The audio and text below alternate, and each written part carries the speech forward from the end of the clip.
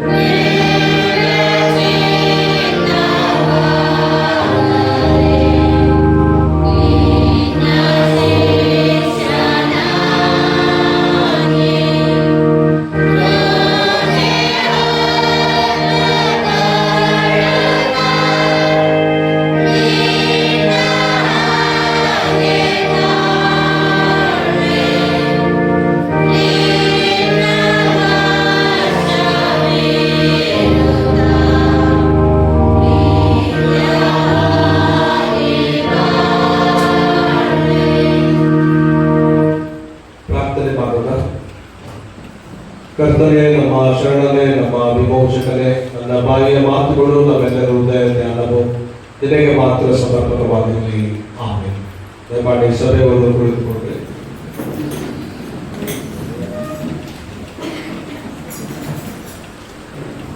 ದೇವರ ಪರಿಶುದ್ಧವಾದ ನಾಮಕ್ಕೆ ಸ್ತೋತ್ರವಾಗಲಿ. ನಮ್ಮ ರಕ್ಷಕನಾಗಿರುವಂತಹ ಯೇಸು ಸ್ವಾಮಿ ಕಲ್ವಾರಿಯ ಶಿಲುಬೆಯ ಮೇಲೆ ನುಡಿದಂತ ಮೊದಲನೆಯ ಮಾತು, ತಂದೆ ಅವರಿಗೆ ಕ್ಷಮಿಸು, ತಾವು ಏನು ಮಾಡುತ್ತಾರೆ ಎಂಬುದನ್ನ ಅರಿಯರು.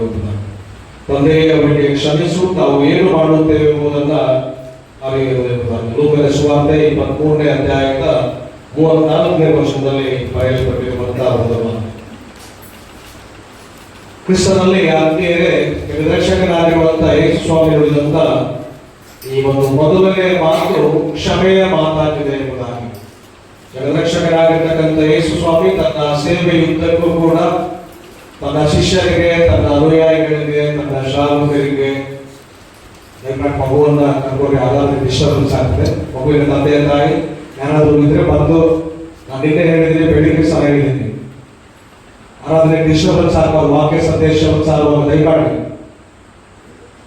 ತಂದೆಯೇ ಅವರಿಗೆ ಕ್ಷಮಿಸು, ನಾವು ಏನು ಮಾಡುತ್ತೇವೆ ಎಂಬುದನ್ನು ಅರಿಯರು ಎಂಬುದಾಗಿ ಯೇಸು ಸ್ವಾಮಿ ಕಲ್ವಾರಿಯ ಶಿಲುಬೆಯ ಮೇಲೆ ನುಡಿದಂತ ಈ ಮೊದಲನೆಯ ಮಾತು ದೇವರ ಮಕ್ಕಳಾದಂತ ನಮಗೆ ಅಥವಾ ಇಡೀ ಮನುಕುಲಕ್ಕೆಲ್ಲ ದಿವ್ಯವಾದಂತ ಕ್ಷಮೆ ಎಂದರೆ ಅನ್ನುವಂಥದ್ದನ್ನ ಯೇಸು ಸ್ವಾಮಿ ತನ್ನ ಕೊನೆಯ ಗಳಿಗೆಯವರೆಗೂ ಕೂಡ ಅದನ್ನು ಸಾರುತ್ತಲೇ ಬರುವಂತದನ್ನ ನಾವು ನೋಡ್ತಾ ಇದ್ದೀವಿ. ಕ್ರಿಸ್ತನಲ್ಲಿ ಪ್ರಿಯರೇ, ಯೇಸು ಸ್ವಾಮಿಯ ಸೇವೆಯಲ್ಲಿ ಆತನು ಎಲ್ಲಿ ಹೋಗ್ತಾನೆ, ಆತನ ತೊಂದರೆ ಕೊಟ್ಟಂತವರಿಗೆ, ನೋವು ಕೊಟ್ಟಂತವರಿಗೆ, ಅವಮಾನ ಮಾಡಿದಂತವರಿಗೆ ಎಲ್ಲರನ್ನ ಕೂಡ ಸ್ವಾಮಿ ಕ್ಷಮಿಸುತ್ತಾರೆ ಹೋಗುವಂತದನ್ನ ನಾವು ನೋಡ್ತಾ ಇದ್ದೀವಿ. ತಾನು ಕ್ಷಮಿಸುವಂತದ್ದು ಮಾತ್ರವಲ್ಲ, ತನ್ನ ಶಿಷ್ಯರಿಗೆ ಕೂಡ ಯೇಸು ಸ್ವಾಮಿ ಅದನ್ನೇ ಆತನು ಹೇಳ್ತಾನೆ. ನಿಮ್ಮ ಜೀವನದಲ್ಲಿ ಕ್ಷಮಿಸುವಂತದನ್ನ ನೀವು ಕಲಿಬೇಕೆಂಬುದಾಗಿ ಆ ಶಿಷ್ಯರಿಗೆ ಯಾವಾಗಲೂ ಕೂಡ ಆತನು ಹೇಳುವಂತದನ್ನ ನಾವು ನೋಡ್ತಾ ಇದ್ದೀವಿ. ಮುಖ್ಯವಾಗಿ ಇದೇ ಒಂದು ಪ್ರಶ್ನೆಯನ್ನ ಯೇಸು ಸ್ವಾಮಿಯ ಆಪ್ತ ಶಿಷ್ಯನಾಗಿರ್ತಕ್ಕಂಥ ಪೇತ್ರ ಒಂದು ಕಡೆ ಸುವಾರ್ತೆಯಲ್ಲಿ ಸ್ವಾಮಿಗೆ ಬಂದು ಕೇಳ್ತಾನೆ, ನನ್ನ ಸಹೋದರರು ನನಗೆ ತಪ್ಪು ಮಾಡಿದರೆ ನಾನು ಎಷ್ಟು ಸಾರಿ ಕ್ಷಮಿಸಬೇಕು ಎಂಬುದಾಗಿ. ನನ್ನ ಸಹೋದರರು ನನಗೆ ತಪ್ಪು ಮಾಡಿದರೆ ನಾನು ಎಷ್ಟು ಸಾರಿ ಕ್ಷಮಿಸಬೇಕೆಂಬುದಾಗಿ ಈ ಕ್ಷಮೆಯ ಪಾಠವನ್ನ ಕಲಿತಂತ ಶಿಷ್ಯ ಯೇಸುವಿಗೆ ಬಂದು ಆತನು ಪ್ರಶ್ನೆ ಮಾಡ್ತಾನೆ. ಅದಕ್ಕೆ ಯೇಸು ಸ್ವಾಮಿ ಹೇಳ್ತಾನೆ, ಅಲ್ಲಿ ಏನಂತ ಹೇಳ್ತಾರೆ ಯೇಸು ಸ್ವಾಮಿ? ಎಷ್ಟು ಸಾರಿ ಕ್ಷಮಿಸಬೇಕಂತೆ? 70 ಸಾರಿ ಕ್ಷಮಿಸಬೇಕೆಂಬುದಾಗಿ ಯೇಸು ಸ್ವಾಮಿ ತನ್ನ ಪ್ರಿಯ ಆಪ್ತ ಶಿಷ್ಯನಾಗಿರ್ತಕ್ಕಂಥ ಪೇತ್ರನಿಗೆ ಅಲ್ಲಿ ಹೇಳುವಂತದನ್ನ ನಾವು ನೋಡ್ತಾ ಇದ್ದೀವಿ. ಅಂದ್ರೆ ಈ ಒಂದು ಮೊದಲು ಅಥವಾ ಯಹೂದ್ಯ ಹಿನ್ನೆಲೆಯಲ್ಲಿ ಅಥವಾ ಇಸ್ರಾಯೇಲ್ ಸಂಪ್ರದಾಯದಲ್ಲಿ ಅಥವಾ ನಮ್ಮ ಹಾಗೆ ಮನುಷ್ಯರಾದಂತ ನಾವು ಅಂದಿನ ಕಾಲದಲ್ಲಿ ಕೂಡ ಮನುಷ್ಯರು ಮನುಷ್ಯರಿಗೆ ತಪ್ಪು ಮಾಡಿದಾಗ 3 ಸಾರಿ ಕ್ಷಮಿಸಬೇಕಂತಕ್ಕಂಥ ಒಂದು ಪದ್ಧತಿ ಆ ಇಸ್ರಾಯೇಲ್ನಲ್ಲಿ ಕೂಡ ಇತ್ತು. ಯೇಸು ಸ್ವಾಮಿಯ ಶಿಷ್ಯರಲ್ಲಿ, ಯೇಸು ಸ್ವಾಮಿಯ ಬಳಿಗೆ ವಾಕ್ಯವನ್ನ ಕೇಳಿಸಿಕೊಳ್ಳಿಕ್ಕೆ ಬಂದಂತ ಎಲ್ಲರ ಒಂದು ನಂಬಿಕೆ, ಮನುಷ್ಯರು ಮನುಷ್ಯರಿಗೆ ತಪ್ಪು ಮಾಡಿದ್ರೆ 3 ಸಾರಿ ಕ್ಷಮಿಸಬೇಕು ಅಂತ. ದೇವರು 4 ಸಾರಿ ಕ್ಷಮಿಸ್ತಾರೆ ಅಂತಕ್ಕಂಥ ಒಂದು ವಾಡಿಕೆ, ಒಂದು ಪದ್ಧತಿಯನ್ನ ಅವರೇ ಅದನ್ನ ಮಾಡಿಕೊಂಡಿದ್ರು. ಈ ಒಂದು ವಿಷಯವನ್ನ ತಿಳಿದಂತ ಪೇತ್ರ ಯೇಸು ಸ್ವಾಮಿ ಹತ್ರ ಬಂದು ಹೇಳ್ತಾರೆ. ಬಹುಶಃ ಯೇಸು ಸ್ವಾಮಿ ಕೂಡ 4 ಸಾರಿ ಕ್ಷಮಿಸಬೇಕಂತಕ್ಕಂಥ ಉತ್ತರವನ್ನ ಕೊಡ್ತಾರಂತಕ್ಕಂಥ ಆಲೋಚನೆಯಿಂದ ಯೇಸು ಸ್ವಾಮಿ ಹತ್ರ ಅದು ಪ್ರಶ್ನೆ ಮಾಡ್ತಾರೆ. ಅಂದ್ರೆ ಯೇಸು ಸ್ವಾಮಿ ಹೇಳ್ತಾರೆ, ಅಲ್ಲಿ 4 ಸಾರಿ ಅಲ್ಲ, 3 ಸಾರಿ ಅಲ್ಲ, 70 ಸಾರಿ ಕ್ಷಮಿಸಬೇಕನ್ನುವಂಥದ್ದು ಕ್ಷಮೆಗೆ ಒಂದು ಮಿತಿಯನ್ನ ಹಾಕಬಾರದು ಎಂಬುದಾಗಿ ಯೇಸು ಸ್ವಾಮಿ ಆ ಶಿಷ್ಯರಿಗೆ ಅಲ್ಲಿ ಮನದಟ್ಟು ಮಾಡುವಂತದನ್ನ ನಾವು ನೋಡ್ತಾ ಇದ್ದೀವಿ. ಅದರಂತ ನಮ್ಮ ಜೀವನದ ಕೊನೆಯವರೆಗೆ ಕೂಡ ಕ್ಷಮಿಸುತ್ತಲೇ ಇರಬೇಕೆಂಬುದಾಗಿ ಯೇಸು ಸ್ವಾಮಿ ಹೇಳುವಂತದನ್ನ ನಾವು ನೋಡ್ತಾ ಇದ್ದೀವಿ. ಕ್ರಿಸ್ತೇಶುನಲ್ಲಿ ಆತ್ಮೀಯರೇ, ಯೇಸು ಸ್ವಾಮಿಯ ಈ ಒಂದು ಮೊದಲನೆಯ ಮಾತು ಕ್ರೈಸ್ತ ಸಭೆಯ ಅಡಿಪಾಯವಾಗಿದೆ. ಕ್ರೈಸ್ತ ಸಭೆ ಲೋಕದಲ್ಲಿ, ಸಮುದಾಯಗಳಲ್ಲಿ, ಸಮಾಜದಲ್ಲಿ ಉತ್ತಮವಾಗಿ, ವೇಗವಾಗಿ ಅದು ಬೆಳೆಯಬೇಕಾದ್ರೆ ಈ ಒಂದು ಮೊದಲನೇ ಮಾತು, ಈ ಕ್ಷಮೆಯ ಮಾತು ನಮ್ಮ ಸಭೆಯ ಭದ್ರವಾದಂತಹ ಬುನಾದಿ ಆಗಬೇಕು. ಯಾವ ಸಭೆಗಳಲ್ಲಿ ಕ್ಷಮೆ ಇರುವುದಿಲ್ಲವೋ ಅಲ್ಲಿ ಆ ಸಭೆ ಬೆಳವಣಿಗೆ ಆಗ್ಲಿಕ್ಕೆ ಸಾಧ್ಯ ಇಲ್ಲ.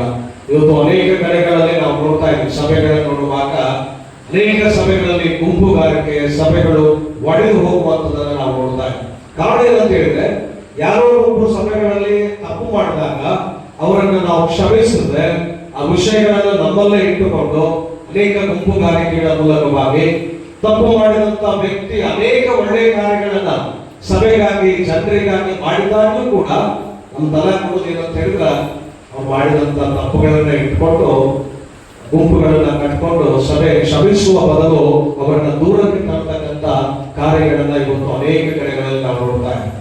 ವಸ್ತು ಮಾತ್ರವಲ್ಲ ಪ್ರಿಯರೇ, ಕ್ಷಮಿಸಿ ಪ್ರೀತಿಯ ಮೌಲ್ಯವನ್ನ ಸಾರಬೇಕಾದಂತ ಸಭೆಗಳು ಇವತ್ತು ಕ್ರಿಸ್ತನ ಪ್ರೀತಿಯಿಂದ ದೂರಕ್ಕೆ ಹೋಗುವಂತದನ್ನ ನಾವು ನೋಡ್ತಾ ಇದ್ದೀವಿ. ವಾಕ್ಯ ಭಾಗದಲ್ಲಿ ನಾವು ಗಮನಿಸುವಾಗ ಈ ಒಂದು ಮೊದಲನೇ ಮಾತನ್ನ ಸ್ವಾಮಿ 12 ಗಂಟೆಗೆ ಆತನು ಶಿಲುಬೆಯ ಮೇಲೆ ನುಡಿಬೇಕಾದ್ರೆ ಈಗಾಗಲೇ ಬಹಳಷ್ಟು ರೋಮಗಳನ್ನ ಜನರು ಆತನಿಗೆ ಕೊಟ್ಟಿದ್ದಾರೆ. ಭಾರವಾದಂತಹ ಶಿಲುಬೆಯನ್ನ ಹೊತ್ಕೊಂಡು ಆ ಕಲ್ವಾರಿ ಗುಡ್ಡಕ್ಕೆ ಯೇಸು ಸ್ವಾಮಿ ಬಂದಿದ್ದಾನೆ. ಒಂದು ಕಡೆಗೆ 40 ಚಾಟಿ ಏಟುಗಳು ಬಿದ್ದಿದೆ, ರಕ್ತ ಎಲ್ಲ ಕೂಡ ಸುರಿತಾ ಇದೆ, ಜನ ಮುಖಕ್ಕೆ ಉಗಿದಿದ್ದಾರೆ, ತಲೆಗೆ ಮುಳ್ಳಿನ ಕಿರೀಟವನ್ನಿಟ್ಟು ಬೆತ್ತದಿಂದ ಉಳಿದಿದ್ದಾರೆ, ಪಕ್ಕೆಗೆ ಈಟಿಯಿಂದ ತಿರುಗಿದ್ದಾರೆ ಮತ್ತು ನಿನಗೆ ಹೊಡೆದವರು ಯಾರು ಪ್ರಭಾವನೆ ಹೇಳುವುದಾಗಿ ಇಷ್ಟೆಲ್ಲ ಹಿಂಸೆ ನೋವುಗಳನ್ನು ಕೊಟ್ಟಂತ ಎಲ್ಲ ಜನರಿಗಾಗಿ ಯೇಸು ಸ್ವಾಮಿ ಆ ಶಿಲುಬೆಯಲ್ಲಿ ಉಳಿಯುವಂತ ಮೊದಲನೇ ಮಾತಾಡ್ತಾನೆ ಹೇಳ್ತಾರೆ, ತಂದೆಯೇ ಅವರಿಗೆ ಕ್ಷಮಿಸು. ತಾವೇನು ಮಾಡುತ್ತಿದ್ದೇವೆ ಅನ್ನತಕ್ಕಂಥ ಅರಿವು ಅವರಿಗಿಲ್ಲ. ಒಂದು ವೇಳೆ ನಿಜವಾಗಿ ಆ ಪ್ರಜ್ಞೆ, ಅರಿವು, ಆ ತಿಳುವಳಿಕೆ ಅವ್ರಿಗೆ ಇದ್ದಿದ್ರೆ ಈ ಕಾರ್ಯವನ್ನು ಅವ್ರು ಮಾಡ್ತಾ ಇರಲಿಲ್ಲ. ಆದ್ದರಿಂದ ತನ್ನ ಪ್ರಾಣ ಹೋಗುವಂತ ಸಮಯ ಬರುವಾಗಲೂ ಕೂಡ ಅವರನ್ನ ಕ್ಷಮಿಸು ಎಂಬುದಾಗಿ, ತಂದೆಗೆ ಅವರನ್ನ ಕ್ಷಮಿಸು, ತಾವೇನು ಮಾಡುತ್ತಿದ್ದಾರೆ ಎಂಬುದನ್ನ ಅವರು ಅರಿಯರು ಎಂಬುದಾಗಿ ಶಿಲುಬೆ ಮೇಲೆ ಆತ ನುಡಿಯುವಂತದನ್ನು ನಾವು ನೋಡ್ತಾ ಇದ್ದೀವಿ. ಕ್ರಿಸ್ತನಲ್ಲಿ ಪ್ರಿಯರೇ, ಇಂಥ ಸ್ವಾಮಿಯನ್ನ ನಾವು ಆರಾಧನೆ ಮಾಡ್ತಾ ಇದ್ದೀವಿ, ಇಂಥ ಯೇಸು ಸ್ವಾಮಿಯ ಮಕ್ಕಳಾಗಿದ್ದೇವೆ, ಇಂಥ ಯೇಸುವಿನ ಹೆಸರಿನ ಮೇಲೆ ದೀಕ್ಷಾಸ್ನಾನವನ್ನು ತೆಗೆದುಕೊಂಡಿದ್ದೇವೆ, ಇಂಥ ಸ್ವಾಮಿಯ ಹಿಂಬಾಲಕ ನಾವಾಗಿದ್ದೇವೆ. ಹಾಗಾದ್ರೆ ಇವತ್ತು ನಮಗೆ ನಾವು ಪ್ರಶ್ನೆ ಮಾಡಿಕೊಳ್ಳೋಣ, ನಾವೆಷ್ಟು ಸಾರಿ ಕ್ಷಮಿಸ್ತಾ ಇದ್ದೀವಿ? ನಮ್ಮ ಅಸಮಾನವನ್ನ ನಾವು ಎಷ್ಟು ಸಾರಿ ಕ್ಷಮಿಸುವುದಕ್ಕೆ ನಾವು ಸಿದ್ಧರಾಗಿದ್ದೇವೆ ಅನ್ನುವಂಥ ಪ್ರಶ್ನೆ ಇವತ್ತು ನಾವುಗಳು ಮಾಡಿಕೊಳ್ಬೇಕಾಗಿದೆ. ಯೇಸು ಸ್ವಾಮಿಯಲ್ಲಿದ್ದಂತ ಕ್ಷಮಾಗುಣ ನಮ್ಮಲ್ಲಿ ಇಲ್ಲದೆ ಹೋದ್ರೆ ಪರಲೋಕ ರಾಜ್ಯದ ಭಾಗ್ಯವು ನಮಗೆ ಮುಗಿಸಲ್ಪಡುತ್ತದೆ.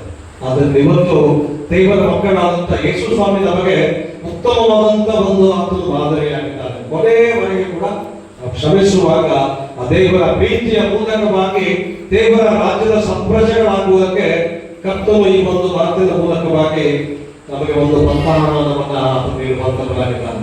ನೋಡಿ ಪ್ರಿಯರೇ, ಒಂದು ವೇಳೆ ಮನುಷ್ಯರಾದಂತ ನಮಗೆ ಈ ರೀತಿ ಯಾರಾದ್ರೂ ತೊಂದರೆ ಕೊಟ್ರೆ, ನಮಗೆ ಅಪಹಾಸ್ಯ ಮಾಡಿದ್ರೆ, ನಮ್ಮ ಅವಮಾನ ಮಾಡಿದ್ರೆ, ನಮ್ಮನ್ನ ಅಂಗಿಸಿದ್ರೆ, ನಮ್ಮನ್ನ ಬೈದ್ರೆ, ನಮಗೆ ರೋಗಗಳನ್ನ ಕೊಟ್ರೆ ನಾವೇನ್ ಮಾಡ್ತೀವಿ? ಅವರಿಗೆ ಏನ್ ಮಾಡ್ತೀವಿ? ಯೇಸು ಸ್ವಾಮಿ 7 ಸಾರಿ ಕ್ಷಮಿಸ್ಬೇಕಂತ ಹೇಳಿ ಕ್ಷಮಿಸ್ತೀವ? ಎಷ್ಟೇ ಪ್ರಸಂಗ ಕೇಳಿಸ್ಕೊಳ್ಳಿ ಅಥವಾ ನಾನು ಎಷ್ಟೇ ಪ್ರಸಂಗ ಮಾಡ್ಲಿ, ನಾವೇನ್ ಮಾಡ್ತೀವಿ? ಮನುಷ್ಯರಾಗಿದ್ದೇನೆ ಅಂತ ನಾವೇನ್ ಮಾಡ್ತೀವಿ ಹೇಳ್ರಿ? ಅದನ್ನ ಕ್ಷಮಿಸ್ಲಿಕ್ಕೆ ನಾವು ಮುಂದೆ ಹೋಗೋದಿಲ್ಲ. ಯೇಸು ಸ್ವಾಮಿನೇ ಬಂದು ಇವತ್ತು ಪ್ರಸಂಗ ಮಾಡಿದ್ರು ಕೂಡ ನಾವು ಅದಕ್ಕೆ ಕೇಳಿ ಹೋಗ್ತೀವಿ ಅಷ್ಟೇ ಹೊರತು ಈ ಮಾತು ಇವತ್ತ ಸ್ವಾಮಿ ನುಡಿದ್ರು ಕೂಡ ನಾವು ಕ್ಷಮಿಸ್ಲಿಕ್ಕೆ ಏನ್ ಮಾಡ್ತೀವಿ ಅಂತ ಹೇಳಿದ್ರೆ ಮನಸ್ಸು ಮಾಡೋದು. ಪ್ರಿಯ ದೇವರ ಜೊತೆ ದೇವರ ವಾಕ್ಯದಲ್ಲಿ ನಾವು ನೋಡ್ತೇವೆ, ಮನುಷ್ಯನ ಮನ ಸಂಕಲ್ಪವು ಚಿಕ್ಕದಿಂದಲೇ ಕೆಟ್ಟದ್ದು ಎಂಬುದಾಗಿ ದೇವರ ವಾಕ್ಯ ಹೇಳ್ತಾರೆ. ಅದರಿಂದ ದೇವರ ವಾಕ್ಯದಲ್ಲಿ ನಾವು ನೋಡ್ತೇವೆ, ತಾಯಿಯ ಗರ್ಭದಲ್ಲಿ ನಾವು ಇನ್ನೂ ಪಿಂಡವಾಗಿರುವಾಗಲೇ ಇನ್ನ ಕಣ್ಣುಗಳು ನನ್ನನ್ನು ನೋಡಿದವು ಎಂಬುದಾಗಿ ಕೀರ್ತನೆಗಾರ ಆತನು ಬರೀತಾರೆ. ಹಾಗಾದ್ರೆ ಪ್ರಿಯರೇ, ಇಂತಹ ಕರುಣಾಮಯನಾಗಿರುವಂತ ಯೇಸು ಸ್ವಾಮಿಯ ಕೊನೆಯ ಮಾತಿನಲ್ಲಿ ಕೂಡ, ಆ ಕೊನೆಯ ಗಳಿಗೆಯಲ್ಲಿ ಕೂಡ ಮೊದಲನೇ ಮಾತು ಸ್ವಾಮಿ ನುಡಿಯುವಾಗೆ ಇವತ್ತು ನಾವು ಕೂಡ ನಮ್ಮ ಜನರಿಗಾಗಿ, ನಮ್ಮ ಸಹ ಮಾನವರಿಗಾಗಿ ಮಾಡಿದಂತ ತಪ್ಪುಗಳು, ನೋವುಗಳು, ಅಪಹಾಸ್ಯ, ಅವಮಾನಗಳಿಗಾಗಿ ನಾವು ದೇವರ ಹತ್ರ ಪ್ರಾರ್ಥನೆ ಮಾಡಬೇಕು. ತಂದೆಯವರನ್ನ ಕ್ಷಮಿಸುವುದಾಗಿ ನಾವು ಪ್ರಾರ್ಥನೆ ಮಾಡಬೇಕಾಗಿದೆ. ಅದು ನಾವೆಲ್ಲ ಕ್ಷಮಿಸುವ ಮೊದಲು ಏನ್ ಮಾಡ್ತೀವಿ ಹೇಳ್ರಿ? ಕ್ಷಮಿಸೋದು. ಯಾರಾದ್ರೂ ಒಂದು ಬಾಳ ತೊಂದರೆ ಕೊಟ್ರ, ನೋವು ಕೊಟ್ರ, ಹಿಂಸೆ ಮಾಡಿದ್ರ, ಹೆಣ್ಮಕ್ಳು ಸ್ವಲ್ಪ ಕಡಿಮೆ ಮನಸ್ಸಿನಾಗ ಬೈಕೊಂಡು ಹೋಗ್ಬೋದು. ಹೆಣ್ಮಕ್ಳು ಜಗಳ ಅಂತ ನೋಡ್ಬೇಕು ನೀವು. ಮಹಿಳೆಯರ ಜಗಳ ಅಂದಾಗ ಅಥವಾ ಅವ್ರಿಗೆ ಏನಾದ್ರು ಆದಾಗ ಏನ್ ಮಾಡ್ತಾರೆ? ಅವ್ರು ಕಂಡ ತಕ್ಷಣ ಏನ್ ಮಾಡ್ತಾರೆ ಹೇಳೋರು? ಮುರಿತಾರೆ. ಹಳ್ಳಿಗಳಲ್ಲಿ ನೋಡ್ಬೇಕು, ಅವ್ರು ಏನೂ ಮಾತಾಡೋಂಗಿಲ್ಲ. ಯಾವಾಗೋ ಒಂದಿನ ಜಗಳ ಆಗಿರ್ತದೆ, ಯಾವಾಗೋ ಒಂದು ಮನಸ್ಸು ಆಗಿರ್ತದೆ, ಎದುರಿಗೆ ಬಂದವರೆಲ್ಲ ಹೊರಟಿರ್ತಾರೆ, ಮುರಿತಾರೆ. ಮುರಿದಂತ ಹೇಳಿದ್ರೆ ದೇವರವ್ರು ಕ್ಷಮಿಸಂತ ಮುರಿತಾರ?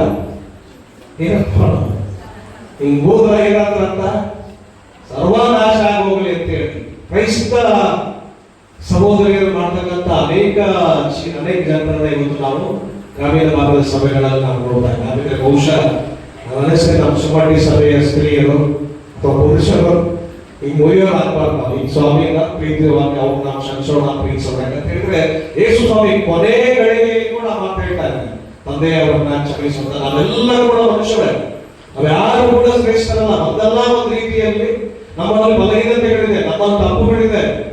ಎಷ್ಟೇ ವಿದ್ಯಾವಂತನಾಗಿದ್ರು ಕೂಡ, ಎಷ್ಟೇ ಶ್ರೀಮಂತನಾಗಿದ್ರು ಕೂಡ, ಎಷ್ಟೇ ಸ್ಥಾನಮಾನಗಳನ್ನು ಹೊಂದಿದ್ರು ಕೂಡ ನನ್ನನ್ನ ಸೇರಿ ಅನೇಕ ಸಾರಿ ನಾವು ತಿಳಿಯದೆ ತಪ್ಪುಗಳನ್ನು ನಾವು ಮಾಡ್ತಾ ಇದ್ದೀವಿ.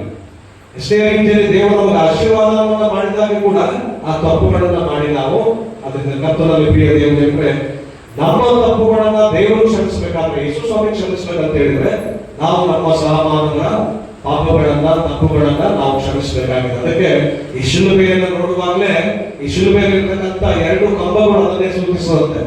ಉದ್ದವಾಗಿರ್ತಕ್ಕಂಥ ಈ ಕಂಬ ತಂದೆಯಾದಂತ ದೇವರಿಗೂ ನಮಗಿರ್ತಕ್ಕಂಥ ಸಂಬಂಧವನ್ನು ಸೂಚಿಸ್ತಾ ಇದೆ. ನಾನು ದೇವರೊಟ್ಟಿಗೆ ಹೇಗಿದ್ದೇನೆ, ಅದರೊಟ್ಟಿಗೆ ಈ ಒಂದು ಎರಡನೇ ಒಂದು ಅಡ್ಡ ಕಂಬ ಏನು ಸೂಚಿಸ್ತದೆ ಅಂತ ಹೇಳಿದ್ರೆ ನನ್ನ ಸಹಮಾನವರ ಪಾಪಗಳನ್ನು ಕೂಡ ನಾವು ಕ್ಷಮಿಸುವುದಕ್ಕೆ ಸಿದ್ಧರಾಗಬೇಕೆಂಬುದಾಗಿ ದೇವರ ವಾಕ್ಯ ನಮಗೆ ತಿಳಿಸಿಕೊಡುವಂತದನ್ನು ನಾವು ನೋಡ್ತಾ ಇದ್ದೇವೆ. ಅಷ್ಟು ಮಾತ್ರ ಅನೇಕ ಕ್ರೈಸ್ತ ಭಕ್ತರು ಈ ಕ್ಷಮೆಯನ್ನು ಅರಿತುಕೊಂಡು ಕ್ಷಮೆಯ ಮೌಲ್ಯವನ್ನು ಸಾಧತಕ್ಕಂಥ ಅನೇಕ ಭಕ್ತರನ್ನ ಕೂಡ ನಾವು ನಮ್ಮ ಸಭೆಗಳಲ್ಲಿ, ಸಮಾಜದಲ್ಲಿ, ಪ್ರವಾಸ ಮಾಡತಕ್ಕಂಥ ಸ್ಥಳಗಳಲ್ಲಿ ನಾವು ನೋಡ್ತಾ ಇದ್ದೇವೆ. ಯಾರು ಕ್ಷಮಿಸೇ ಇಲ್ಲ ಅಂತ ಹೇಳಲಿಕ್ಕೆ ಸಾಧ್ಯ ಇಲ್ಲ. ಕ್ಷಮಿಸಿದಂತ ಅನೇಕ ಜನರನ್ನು ಕೂಡ ನಾವು ನೋಡ್ತಾ ಇದ್ದೇವೆ. ಮುಖ್ಯವಾಗಿ ಒರಿಸ್ಸಾ ರಾಜ್ಯದಲ್ಲಿ ಕ್ರಿಸ್ತನ ಸೇವೆಯನ್ನು ಮಾಡೋದಕ್ಕಾಗಿ ಬಂದಂತ ಮಿಷನರಿ ಯಾರು ಹೇಳಿದ್ರಿ? ನೆನಪೈತವರ ಹೆಸರು? ಅವರನ್ನ ಮಿಷನರಿ ಒಟ್ಟಿಗೆ ಇಬ್ಬರು ಮಕ್ಕಳನ್ನ ಜೀವಂತವಾಗಿ ಸುಟ್ಟು ಹಾಕ್ತಾರೆ. ಅವರ ಹೆಸರು ಏನ್ರಿ? ಅವರ ಹೆಸರು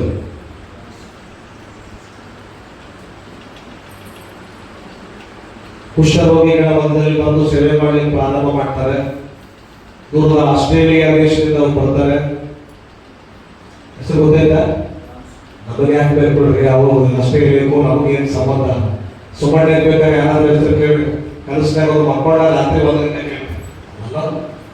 ಯಾರ್ಯಾರು ನೀವು ಮನೆಗೆ ಹೋಗಿ ಹೆಸರು ನಾನು ಕೇಳಿ ಸತ್ಯ ಬರುವ ನಾನೇ ಹೇಳೋದಿಲ್ಲ ಅಲ್ವಾ?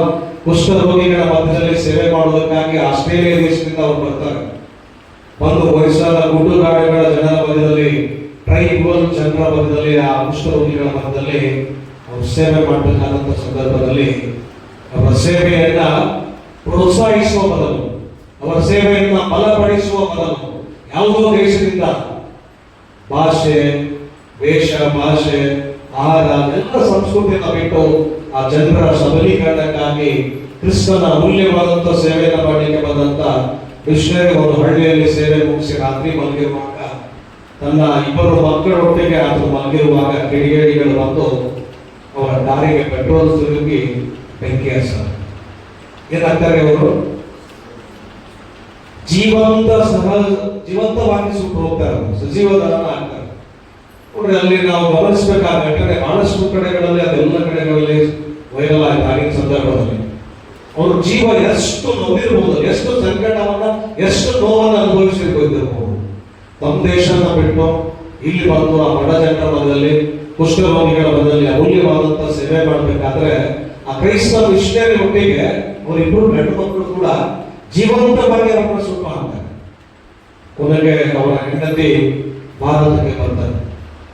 ಗಣ್ಯವಾದ ಕೆಲವು ದಿನಗಳಾದ್ಮೇಲೆ ಅವರ ಹೆಂಡತಿ ಭಾರತಕ್ಕೆ ಬಂದ ಸಂದರ್ಭದಲ್ಲಿ ಮೀಡಿಯಾದವರು ಕೇಳ್ತಾರೆ, ಇಬ್ಬರು ಗಂಡು ಮಕ್ಕಳನ್ನ, ನಿಮ್ಮ ಗಂಡನನ್ನ ಜೀವಂತವಾಗಿ ಸುಟ್ಟವರಿಗೆ ನೀವೇನ್ ಹೇಳ್ತೀರಿ, ಏನ್ ಮಾಡ್ತೀರಿ ಅಂತ ಹೇಳಿ ಅದಕ್ಕೆ ಆ ತಾಯಿ ಕೊಟ್ಟಂತ ಉತ್ತರ, ಕ್ರಿಸ್ತೇಸುವಿನ ನಾಮದಲ್ಲಿ ಅವ್ರನ್ನ ಕ್ಷಮಿಸ್ತೇನೆ ಎಂಬುದಾಗಿ ಹೇಳ್ತಾರೆ. ಅಂದ್ರೆ ಕ್ಷಮೆಯ ಮೌಲ್ಯವನ್ನ, ಯೇಸುವಿನ ಕ್ಷಮೆಯನ್ನ ಆ ತಾಯಿ, ಆ ಮಿಷನರಿಯ ಹೆಂಡತಿ ಅದು ತಿಳ್ಕೊಂಡಿದ್ರು. ಕರ್ತನಲ್ಲಿ ಪ್ರೀತಿಯುಳ್ಳವರಿಗೆ ಒಂದು ವೇಳೆ ನಾವುಗಳಾಗಿದ್ರೆ ಏನ್ ಮಾಡ್ತೀವಿ? ಸತ್ತೂರು ಬಿಡೋದಿಲ್ರಿ ಅವ್ರನ್ನ ಅಂತ ಹೇಳಿ, ಸತ್ತೂರು ಏನ್ ಮಾಡೋದು? ಅವ್ರನ್ನ ಮಾಡಲ್ಲ. ಯಾರೋ ಏನೋ ಸಣ್ಣ ಪುಟ್ಟ ಜಗಳಗಳ ತನಗಳ ಆದಾನ ಸಂದರ್ಭದಲ್ಲಿ ಕೂಡ ಅವ್ರನ್ನ ಸತ್ತೂರು ಬಿಡೋದಿಲ್ಲ ಎಂಬುದಾಗಿ ಹೇಳುವಂಥದ್ದು ಇದು ಅನೇಕರನ್ನ ನಾವು ನೋಡ್ತಾ ಇರ್ತೀವಿ.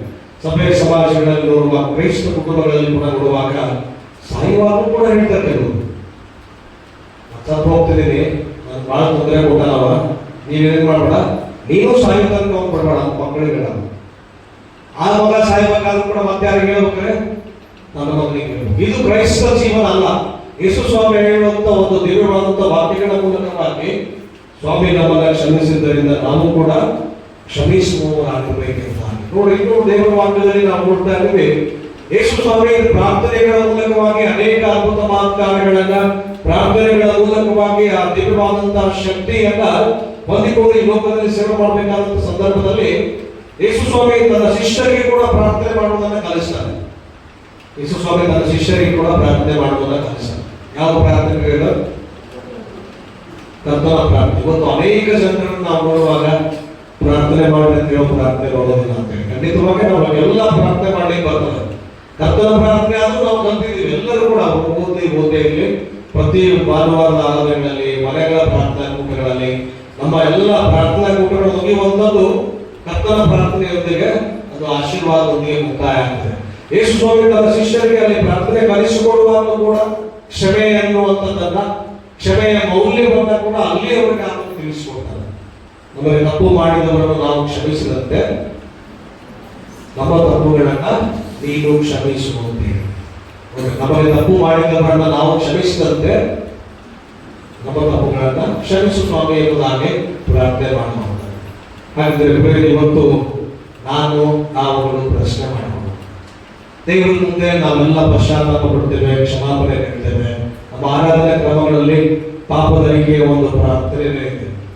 ಪಾಪದರಿಕೆಯ ಪ್ರಾರ್ಥನೆ ಮಾಡುವಾಗಲೂ ಕೂಡ ನಾವು ದೇವರ ಹತ್ರ ಬಂದು ತಿಳಿದೋ ಮಾಡಿರುವಂತ ನಮ್ಮ ತಪ್ಪು ಅಪರಾಧಗಳನ್ನು ಸ್ವಾಮಿ ಕ್ಷಮಿಸುವುದಾಗಿ ದೀನತೆಯಿಂದ ನಾವು ಅರಿಕೆ ಮಾಡ್ತೇವೆ. ಆದ್ರೆ ಅರಿಕೆ ಮಾಡುವಾಗಲೂ ಕೂಡ ನಮಗೆ ನಾವು ಪ್ರಶ್ನೆ ಮಾಡಿಕೊಳ್ಬೇಕು, ನಾನು ನನ್ನ ಸಹಮಾನವರನ್ನ ಕ್ಷಮಿಸಿದ್ದೇನಾ, ಅಥವಾ ನನಗೆ ತಪ್ಪು ಮಾಡಿದವರನ್ನ ನಾನು ಕ್ಷಮಿಸಿದ್ದೇನಾ ಎಂಬುದಾಗಿ. ಒಂದ್ ವೇಳೆ ನಾವು ಅವರನ್ನು ಕ್ಷಮಿಸಿದೆ, ದೇವರ ಹತ್ರ ಕ್ಷಮೆ ಕೊಡು ಸ್ವಾಮಿ ಅಂತ ಹೇಳಿದ್ರೆ ಯೇಸು ಸ್ವಾಮಿ ನಮಗೆ ಖಂಡಿತವಾಗಿ ಕ್ಷಮೆಯನ್ನ ಕೊಡಲಿಕ್ಕೆ ಸಾಧ್ಯ. ಆದ್ದರಿಂದ ಕರ್ತನಲ್ಲಿ ಪ್ರೀತಿಯುಳ್ಳ ದೇವಜನರ ಇವತ್ತು ಈ ಒಂದು ಮಾತು, ತಂದೆಗೆ ಅವರಿಗೆ ಕ್ಷಮಿಸು ತಾವು ಏನು ಮಾಡುತ್ತೇವೆ ಎಂಬುದು ಅರಿಯಲನ್ನುವಂತ ಒಂದು ಮಾತು, ಇದು ಬಲಹೀನವಾದಂತ ಮಾತಲ್ಲ, ಯೇಸುವಿನ ಒಂದು ಅಸಹಾಯಕ ಮಾತಲ್ಲ.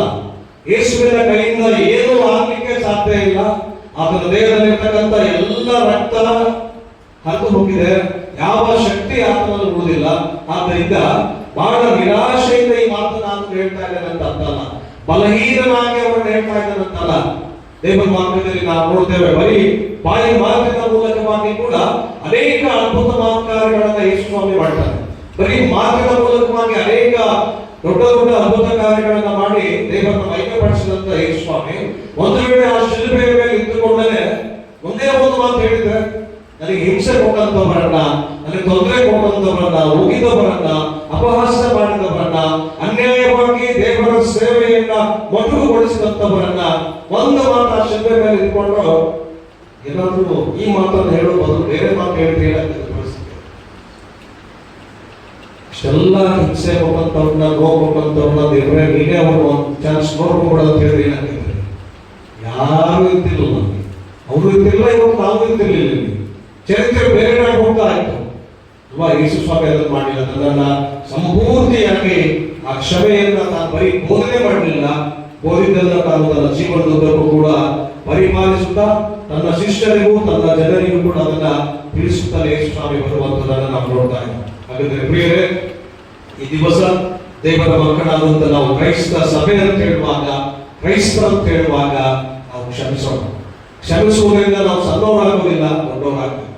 ಕ್ಷಮೆಯ ಮೌಲ್ಯವನ್ನು ನಾವು ತಿಳ್ಕೊಳ್ಳುವಾಗ ಆ ಕ್ಷಮೆಯ ಮೂಲಕವಾಗಿ ಜನರು ನಮ್ಮನ್ನ ಪ್ರೀತಿಸ್ತಾರೆ, ಜನರು ನಮಗೆ ಕೊಡಬೇಕಾದಂತ ಗೌರವವನ್ನು ಕೊಡ್ತಾರೆ. ಅದಕ್ಕೆ ಇವತ್ತು ಜಗತ್ತಿನ ಎಲ್ಲ ಕಡೆಗಳಲ್ಲಿ ನಾವು ನೋಡುವಾಗ ವೇಗವಾಗಿ ಬೆಳೆಯುವಂತಹ ಒಂದು ಧರ್ಮ ಯಾವುದಾದ್ರೆ ಅದು ಕ್ರೈಸ್ತ ಧರ್ಮ. ಯಾಕಂತ ಹೇಳಿದ್ರೆ ಯೇಸು ಸ್ವಾಮಿಯ ಬೋಧನೆಗಳನ್ನ, ಮೌಲ್ಯಗಳನ್ನ ತಿಳ್ಕೊಂಡಂತ ಅನೇಕ ಜನರು ಇವತ್ತು ಶಿಲುಬೆಯ ಕಡೆಗೆ ಮುಖ ಮಾಡಿ ಬರ್ತಾ ಇದ್ದಾರೆ. ಅನೇಕ ಅನ್ಯ ಜನರನ್ನು ಇವತ್ತು ನಾವು ನೋಡುವಾಗ ಕ್ರಿಸ್ತನ ಪ್ರೀತಿ ಇವತ್ತು ಸಿಗ್ತಾ ಇದೆ.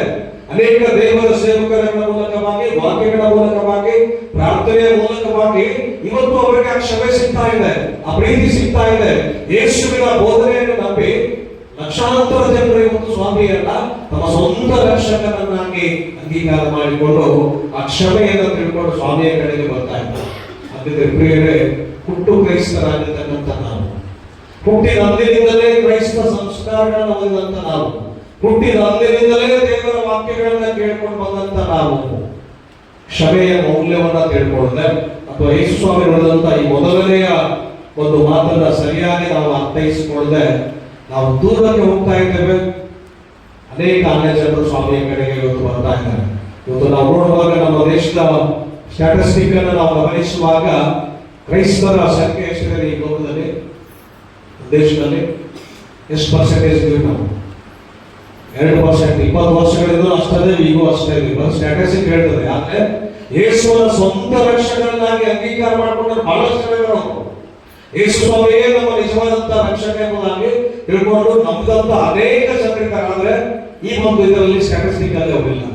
ಪ್ರಿಯ ದೇವತೆ, ಹಾಗಾದ್ರೆ ಇವತ್ತು ದೇವರ ವಾಕ್ಯ ನಮ್ಮನ್ನು ಎಚ್ಚರಿಸುವ ಹಾಗೆ ನಾವು ಆ ಕ್ಷಮೆಯನ್ನ ಅರಿತುಕೊಂಡು ನಾವು ಕ್ಷಮಿಸೋಣ, ನಮ್ಮವರಿಗೂ ಕೂಡ ಕ್ಷಮಿಸುವುದಕ್ಕೆ ಹೇಳೋಣ.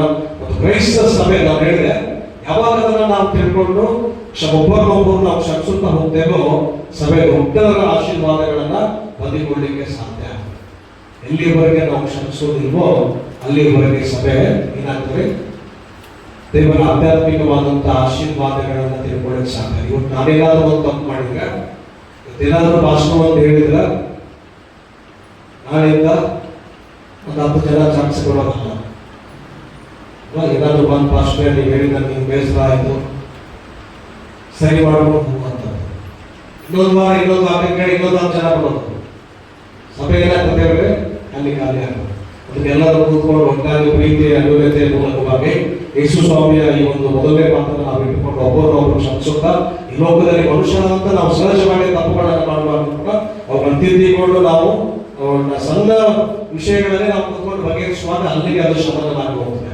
ಕ್ರಿಸ್ತನ ಪ್ರೀತಿ ನಮ್ಮೆಲ್ಲರನ್ನ ಆವರಿಸಿಕೊಳ್ಳುತ್ತೆ. ಆದ್ದರಿಂದ ತಂದೆಗಳಾದಂಥ ದೇವರು ನಮ್ಮನ್ನ ಹರಸಲಿ, ಆಶೀರ್ವಾದ ಮಾಡಿ ಯೇಸು ಸ್ವಾಮಿ ಶಿಲ್ಪೆಯಲ್ಲಿ ನೋಡಿದಂತ ಈ ಮೊದಲನೇ ಮಾತನ್ನ ನಾವು ಯಾವತ್ತೂ ಕೂಡ ಮರಿಬಾರದು. ಮೊದಲನೇ ಮಾತು ಏನೇ ಹೇಳ್ರಿ, ಯೇಸು ಸ್ವಾಮಿ ಹೇಳಿದಂತ ಮೊದಲನೇ ಮಾತು, ತಂದೆಯೇ ಅವರಿಗೆ ಕ್ಷಮಿಸು, ನಾವು ಏನು ಮಾಡುತ್ತೇವೆ ಎಂಬುದನ್ನ. ಇವತ್ತು ಮಾತ್ರ ಎಲ್ಲರೂ ಹೇಳ್ತಾರೆ ಮಾತು, 7 ಮಾತು ಬೇಕಾದ್ ಕೇಳಿ ಇವತ್ತು ನೀವೆಲ್ಲರೂ ಹೇಳ್ತಾರೆ. ಯಾಕೆ ಹೇಳ್ರಿ, ಸಾಮಾನ್ಯವಾಗಿ ನನ್ನ ಸೇರಿ ನಮ್ಮೆಲ್ಲ ವಾಟ್ಸ್ಆಪ್ ಸ್ಟೇಟಸ್ ಅಲ್ಲಿ ನಾವು ಮಾತು ಹೆಚ್ಚಿದವರು ಗುಡ್ ಫ್ರೈಡೆ ಅಂದ್ರೆ ಏನು, ಕ್ಷಮೆ ಅಂದ್ರೆ ಎಲ್ಲ ಮಾಡ್ತೀವಿ, ಸ್ಟೇಟಸ್ ಹಾಕ್ತೀವಿ, ಎಲ್ಲ ನಾನು ಮಾಡ್ತೀನಿ, ನೀವು ಮಾಡ್ತೀವಿ. ನಾಳೆ ನೆಕ್ಸ್ಟ್ ಅವ್ರು ಮುಗಿದೋದ್ಮೇಲೆ ತಿರ್ಗಿ ಈ ಮಾತು ನೆನಪಾಗೋದು ಯಾವಾಗ ಹೇಳ್ರಿ, ಮತ್ತೆ ಗುಡ್ ಫ್ರೈಡೆ ಬರೋದು. ಹಂಗೆ ಆಗ್ಬಾರ್ದು ಪ್ರಿಯರೇ. ಅದಕ್ಕೆ ನಾವೆಲ್ಲರನ್ನ ಕೂಡ ಕ್ಷಮಿಸುತ್ತಾ ಪ್ರೀತಿ ಅನ್ಯೋನ್ಯತೆಯಿಂದ ಯೇಸು ಸ್ವಾಮಿಯ ಮಕ್ಕಳಾಗಿ ನಾವು ಬದುಕಿ ಮಾಡೋಣ. ಈ ಲೋಕದಲ್ಲಿ ನಾವು ಯಾವುದನ್ನು ಕೂಡ ತಕೊಂಡು ಹೋಗ್ಲಿಕ್ಕೆ ಏನೂ ಇಲ್ಲ ಅಲ್ವಾ? ಯೇಸು ಸ್ವಾಮಿ ಎಲ್ಲವನ್ನ ನಮಗೆ ಬಿಟ್ಟು ನಮ್ಮನ್ನು ಪ್ರೀತಿಸಿ ನಮ್ಮನ್ನು ಕ್ಷಮಿಸಿದ್ದರಿಂದ ನಾವು ಕೂಡ ನಮ್ಮ ಕೊನೆಯ ದಿನ ನಮ್ಮ ಎಲ್ಲವನ್ನ ಇಲ್ಲೇ ಬಿಟ್ಟು ಹೋಗ್ತೇವೆ. ಅಷ್ಟಿರುವಾಗಲೇ ಕೂಡ ದೇವರ ಪ್ರೀತಿಯ ಶಿಲುಬೆಯ ಕೆಳಗೆ ಬಂದು ನಾವು ಕ್ಷಮಿಸುತ್ತಾ ನಮ್ಮ ತಪ್ಪು ಅಪರಾಧಗಳನ್ನ ಕ್ರಿಸ್ತನ ಮೂಲಕ ನಾವು ಕ್ಷಮಾಪಣೆಯನ್ನು ಹೊಂದಿ ನೂತನ ಸ್ವಭಾವವನ್ನು ಹೊಂದಿಕೊಂಡು ಜೀವಿಸುವಂತೆ ಒಂದೇನಾದರೂ ದೇವರು ನಮಗೆ ಸಹಾಯ ಮಾಡಲಿ. ದೇವರ ವಾಕ್ಯವನ್ನ ಆಶೀರ್ವದಿಸಲಿ. ಆಮೇಲೆ ಪ್ರಾರ್ಥನೆ ಮಾಡೋಣ. ಪ್ರೀತಿ ಸ್ವರೂಪನಾಗಿರುವಂತಹ ದೇವರೇ, ಪರಿಶುದ್ಧವಾದಂತಹ ನಾಮಕ್ಕೆ ಸ್ತೋತ್ರ ಸಲ್ಲಿಸ್ತೇವೆ.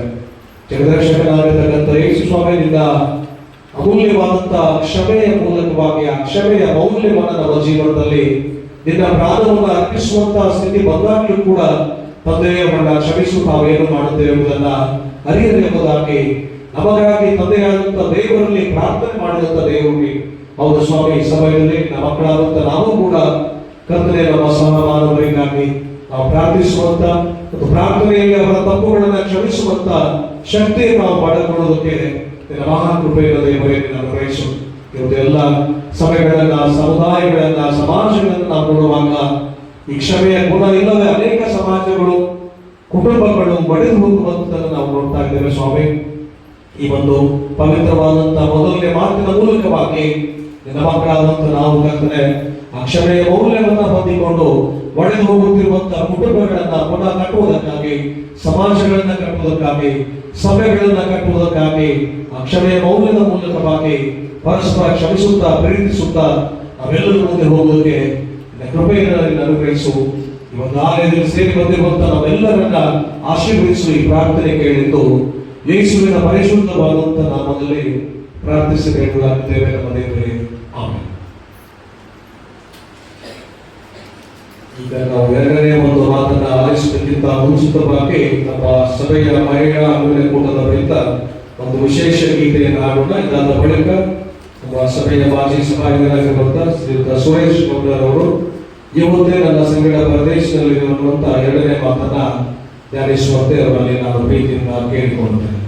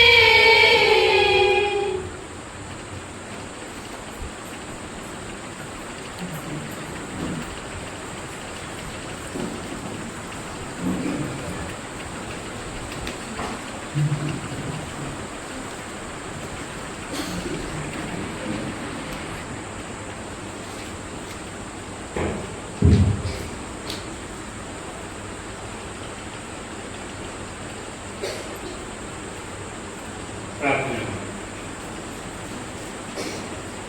ನಮ್ಮೆಲ್ಲರನ್ನ ಬಹಳವಾಗಿ ಪ್ರೀತಿಸುವ ಯೇಸು ನೀನು ನಮ್ಮ ಪಾಪಗಳ ಸಲುವಾಗಿ ಅನ್ಯಾಯವಾದ ನ್ಯಾಯಾಧಿಪತಿಗಳ ಮುಂದೆ ದುಷ್ಟರು ಕ್ರೂರರು ಆದ ಮನುಷ್ಯರಿಂದ ಪೆಟ್ಟು, ಹಾಸ್ಯ, ಗಾಯ, ಮರಣಪಟ್ಟಿರಲ್ಲ. ನೀನು ಅಗೌರವಾದ ಮರಣತಂತ್ರದಿಂದ ಕ್ರೂಜಿಯಲ್ಲಿ ತೂಕುವಾಗ ಆಡಿದ ಮಾತುಗಳಿಗೂ ಕ್ರೂಜಿಯ ಮರಣದಿಂದ ಪಾಪಿಗಳನ್ನು ದೇವರಿಗೆ ಅನ್ಯೋನ್ಯ ಮಾಡಿದ್ದಕ್ಕಾಗಿಯೂ ನಿನಗೆ ಕೃತಜ್ಞತೆಯನ್ನು ನಾವು ಮಾಡ್ತೇವೆ. ನೀನೊಬ್ಬನೇ ಮಾತ್ರ ಬಲ, ಐಶ್ವರ್ಯ, ಮೌನ, ಶಕ್ತಿ, ಧನ, ಮಹಿಮೆ ಬಂದ ಯೋಗ್ಯನಾಗಿದ್ದಿ. ನೀನು ನಿನ್ನ ಶ್ರಮ ಮರಣಗಳಿಂದ ಸಂಪಾದಿಸಿದ ಭಾಗ್ಯವು, ಅಂದರೆ ರಕ್ಷಣೆಯ ಪಾಪ ಪರಿಹಾರ ದೊರಕುವಂತೆ ಕೃಪೆ ಮಾಡು. ಪಾಪಿಗಳಾದ ನಾವು ನಿನ್ನಲ್ಲಿ ದೃಢ ವಿಶ್ವಾಸವಿಟ್ಟು ನೀತಿವಂತರು, ಪರಿಶುದ್ಧರು ಆಗುವಂತೆ ಪರಲೋಕದ ದಿವ್ಯ ಮಹಿಮೆಯ ಅನುಭವವನ್ನು ಈ ಲೋಕದಲ್ಲೇ ಆಗುವಂತೆ ನಿನ್ನಾತ್ಮನ ಮೂಲಕ ಸಹಾಯ ಮಾಡು. ನಿನ್ನ ರಕ್ತದಿಂದ ನಮ್ಮ ಅಶುದ್ಧವಾದ ಹೃದಯವನ್ನು ಶುದ್ಧ ಮಾಡು. ನಿನ್ನ ಗಾಯಗಳಿಂದ ನಮ್ಮನ್ನು ಸ್ವಸ್ಥ ಮಾಡು. ನಿನ್ನ ಶ್ರಮ ಮರಣಗಳ ಪುಣ್ಯವು ನಮಗೆ ಬಲವಾದ ಆಧಾರವಾಗಿದೆ. ನಾವು ಬದುಕುವ ತನಕ ನಮ್ಮೊಂದಿಗಿದ್ದು ಮುಂದಿನ ಮಹಿಮೆಗಾಗಿ ನಮ್ಮನ್ನು ಸಿದ್ಧ ಮಾಡು. ಕರ್ತ, ನಿನ್ನ ಆಶೀರ್ವಾದ ಯಾವಾಗಲೂ ನಮ್ಮ ಮೇಲೆ ನೆಲೆಯಾಗಲಿ ಎಂದು ನೆನಪೂರ್ವಕವಾಗಿ ಬೇಡಿಕೊಳ್ಳುತ್ತೇವೆ ನಮ್ಮ ತಂದೆಯೇ. ಕರ್ತನಲ್ಲಿ ಪ್ರೀತಿಯುಳ್ಳ ಇವತ್ತು ನಾವು ನಮ್ಮ ಪ್ರಭು ಯೇಸು ಸ್ವಾಮಿ ಕ್ರೂಜಿನ ಮೇಲೆ ಆಡಿದಂಥ ಸತ್ಯ ನುಡಿಗಳ ಧ್ಯಾನದಲ್ಲಿ ನಾವು ಯೇಸು ಸ್ವಾಮಿ ಕ್ರೂಜಿಯ ಮೇಲೆ 7 ಮಾತುಗಳನ್ನು ಆಡಿದರು. ಯಾಕೆ 6 ಮಾತು ಆಡಬಹುದಾಗಿತ್ತು, ಇಲ್ಲವಾದರೆ 8 ಮಾತನ್ನು ಆತನು ಆಡಬಹುದಾಗಿತ್ತು? ಯಾಕೆ ಎಂಬುದಾಗಿ ನಾವು ನೋಡುವಾಗ 7 ಎಂಬ ಈ ಅಂಕಿ ಸತ್ಯವೇದದಲ್ಲಿ ಒಂದು ಪರಿಪೂರ್ಣವಾದಂತಹ ಸಂಕೇತವಾಗಿದೆ. 7 ಎಂಬುದಾಗಿ ಮೀನ ಸ್ಥಾನದಿಂದ ನಿಮ್ಮ ಮೇಲೆ ರೈತರಿಗೆ ಒಂದು ಅದೃಷ್ಟವಾದ ಸಂಖ್ಯೆ ಎಂಬುದಾಗಿ ನಾವು ಹೇಳ್ಕೊಂಡು ಪರವಾಗಿಲ್ಲ. ನಮ್ಮ ಹಳೆ ಒಡಂಬಡಿಕೆಯಲ್ಲಿ ಮತ್ತು ಹೊಸ ಒಡಂಬಡಿಕೆಯಲ್ಲಿ ಅನೇಕ ಅದ್ಭುತ ಕಾರ್ಯಗಳನ್ನು ನಾವು ನೋಡ್ತೇವೆ. ಅನೇಕ ಸಂಗತಿಗಳು ನಡೆದಿದ್ದು 7 ಅಂಕೆ. ಹಳೆ ಒಡಂಬಡಿಕೆಯಲ್ಲಿ ನಾವು ನೋಡ್ತೇವೆ, ನಮ್ಮ ತಂದೆಯಾದ ಯೆಹೋವ ದೇವರು ಈ ಸೃಷ್ಟಿಯ ಕಾರ್ಯವನ್ನು 6 ದಿವಸ ಮಾಡಿ 7ನೇ ದಿವಸದಲ್ಲಿ ಅದನ್ನು ಏನು ಮಾಡ್ತಾರೆ, ವಿಶ್ರಮಿಸಿಕೊಂಡ ಎಂಬುದಾಗಿ ಮಾಡ್ತಾರೆ. ಅದೇ ಪ್ರಕಾರ ಹಳೆ ಒಡಂಬಡಿಕೆಯಲ್ಲಿ ನಾವು ನೋಡುವಾಗ 7 ಸಾರಿ ಭೂಕಂಪಗಳು ಕೂಡ ನಡೆದಂತಾಗಿದೆ. ಮತ್ತು ನಾಮಾನನು ಯೋರ್ದಾನ್ ಹೊಳೆಯಲ್ಲಿ 7 ಸಾರಿ ಮುಳುಗಿ ಎದ್ದು ಕುಷ್ಠರೋಗದಿಂದ ಸ್ವಸ್ಥವಾಗಿದ್ದನ್ನು ಕೂಡ ನಾವು ನೋಡ್ತೇವೆ. 2ನೇದಾಗಿ ನಾವು ನೋಡ್ತೇವೆ, ಯೋಹಾನನು 7 ಸಭೆಗಳಿಗೆ ಪತ್ರಿಕೆಗಳನ್ನು ಬರೆದ ಎಂಬುದಾಗಿ ಪ್ರಕಟಣೆ 1:23 ನಾವು ನೋಡ್ತೇವೆ. ಅದೇ ಪ್ರಕಾರ ಸಾಮಾನ್ಯವಾಗಿ ನಾವು ನೋಡುವಾಗ 7 ಸ್ವರಗಳನ್ನು ಸೇರಿಸಿ ಏನಾಗ್ತದೆ, ಒಂದು ಸಂಗೀತವಾಗ್ತದೆ. 7 ಬಣ್ಣಗಳು ಸೇರಿದಾಗ ಮಾತ್ರ ಒಂದು ಬಿಳಿ ಬಣ್ಣವಾಗ್ತದೆ. ಮತ್ತು ಇನ್ನೊಂದು ನಾವು ನೋಡಬೇಕಾದ್ರೆ 7 ದಿನಗಳು ಸೇರಿ ಒಂದು ವಾರವನ್ನು ನಾವು ಒಂದು ವಾರ ಎಂಬುದಾಗಿ ನಾವು ಶಿವನೇಮಿನ ವಿಧವೆಯ ಮಗನು ಸತ್ತು 7 ಸಾರಿ ಸಿಕ್ಕು ಸ್ವಾಮಿ ಅವನಿಗೆ ಅಪ್ಪಣೆ ಕೊಟ್ಟಾಗ ಕಣ್ಣು ತೆರೆದು ಎಂಬುದಾಗಿ ನಾವು ನೋಡ್ತೇವೆ. ಮತ್ತು 7 ರೊಟ್ಟಿ ಸ್ವಾಮಿ ಆಶೀರ್ವಾದ ಮಾಡಿ 4,000 ಜನರನ್ನ ಊಟ ಮಾಡಿಸಿದ. ಮಿಕ್ಕ ತುಂಡುಗಳು ಕೂಡ 7 ಬೆಳಿಗ್ಗೆ ಆದವು ಎಂಬುದಾಗಿ ನಾವು ನೋಡ್ತೇವೆ. ಹೀಗೆ ನಮ್ಮ ಸತ್ಯವೇದದಲ್ಲಿ ಈ ಒಂದು 7 ಸಂಖ್ಯೆ ಅದು ಪರಿಪೂರ್ಣವಾದ ಸಂಖ್ಯೆಯಾಗಿದ್ದ ಕಾರಣ ನಮ್ಮ ತಂದೆಯಾದ ದೇವರು ನುಡಿದ ಮಾತು ಕೂಡ ಇಲ್ಲಿ 7 ಎಂಬುದಾಗಿ ನಾವು ಯೇಸು ಕ್ರಿಸ್ತನು ಶಿಲುಬೆ ಮೇಲೆ ನುಡಿದ 2ನೇ ಮಾತು ಅದು ಲೂಕನ ಬರೆದ ಸುವಾರ್ತೆ 23ನೇ ಅಧ್ಯಾಯ 39ರಿಂದ 43 ವರ್ಷದವರೆಗೂ ಬರೆಯುವ ಲೂಕ 23:39ರಿಂದ 43. ತೂಗ ಹಾಕಿದ್ದ ದುಷ್ಕರ್ಮಿಗಳಲ್ಲಿ ಒಬ್ಬನು ಆತನನ್ನು ದೂಷಿಸಿ, ನೀನು ಬರಬೇಕಾದ ಕ್ರಿಸ್ತನಲ್ಲವೇ, ನಿನ್ನನ್ನು ರಕ್ಷಿಸು, ನಮ್ಮನ್ನು ರಕ್ಷಿಸು ಎಂದು ಹೇಳಿದ್ದಕ್ಕೆ ಎರಡನೆಯವನು ಅವನನ್ನು ಗದರಿಸಿ, ನೀನು ಇದೇ ದಂಡನೆಯಲ್ಲಿರುವಾಗಲೂ ದೇವರಿಗೆ ಹೆದರುವುದಿಲ್ಲವೋ?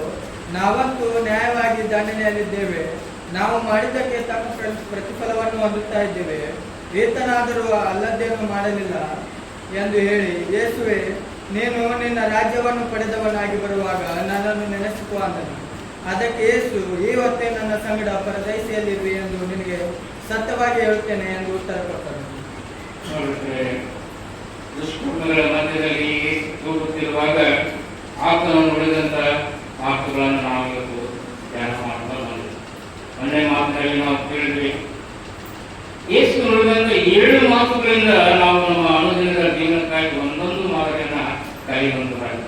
ಈಗ ತಾನೇ ಮೊದಲನೇ ಮಾತು ನಮ್ಮ ಸಭಾಪಾಲಕರಿಂದ ನಾವು ಕೇಳಿದ್ವಿ. ಈ ಮಾತಿನಿಂದ ನಾವು ಯಾವ ಮಾದರಿಯನ್ನು ಕಲ್ತೀವಿ?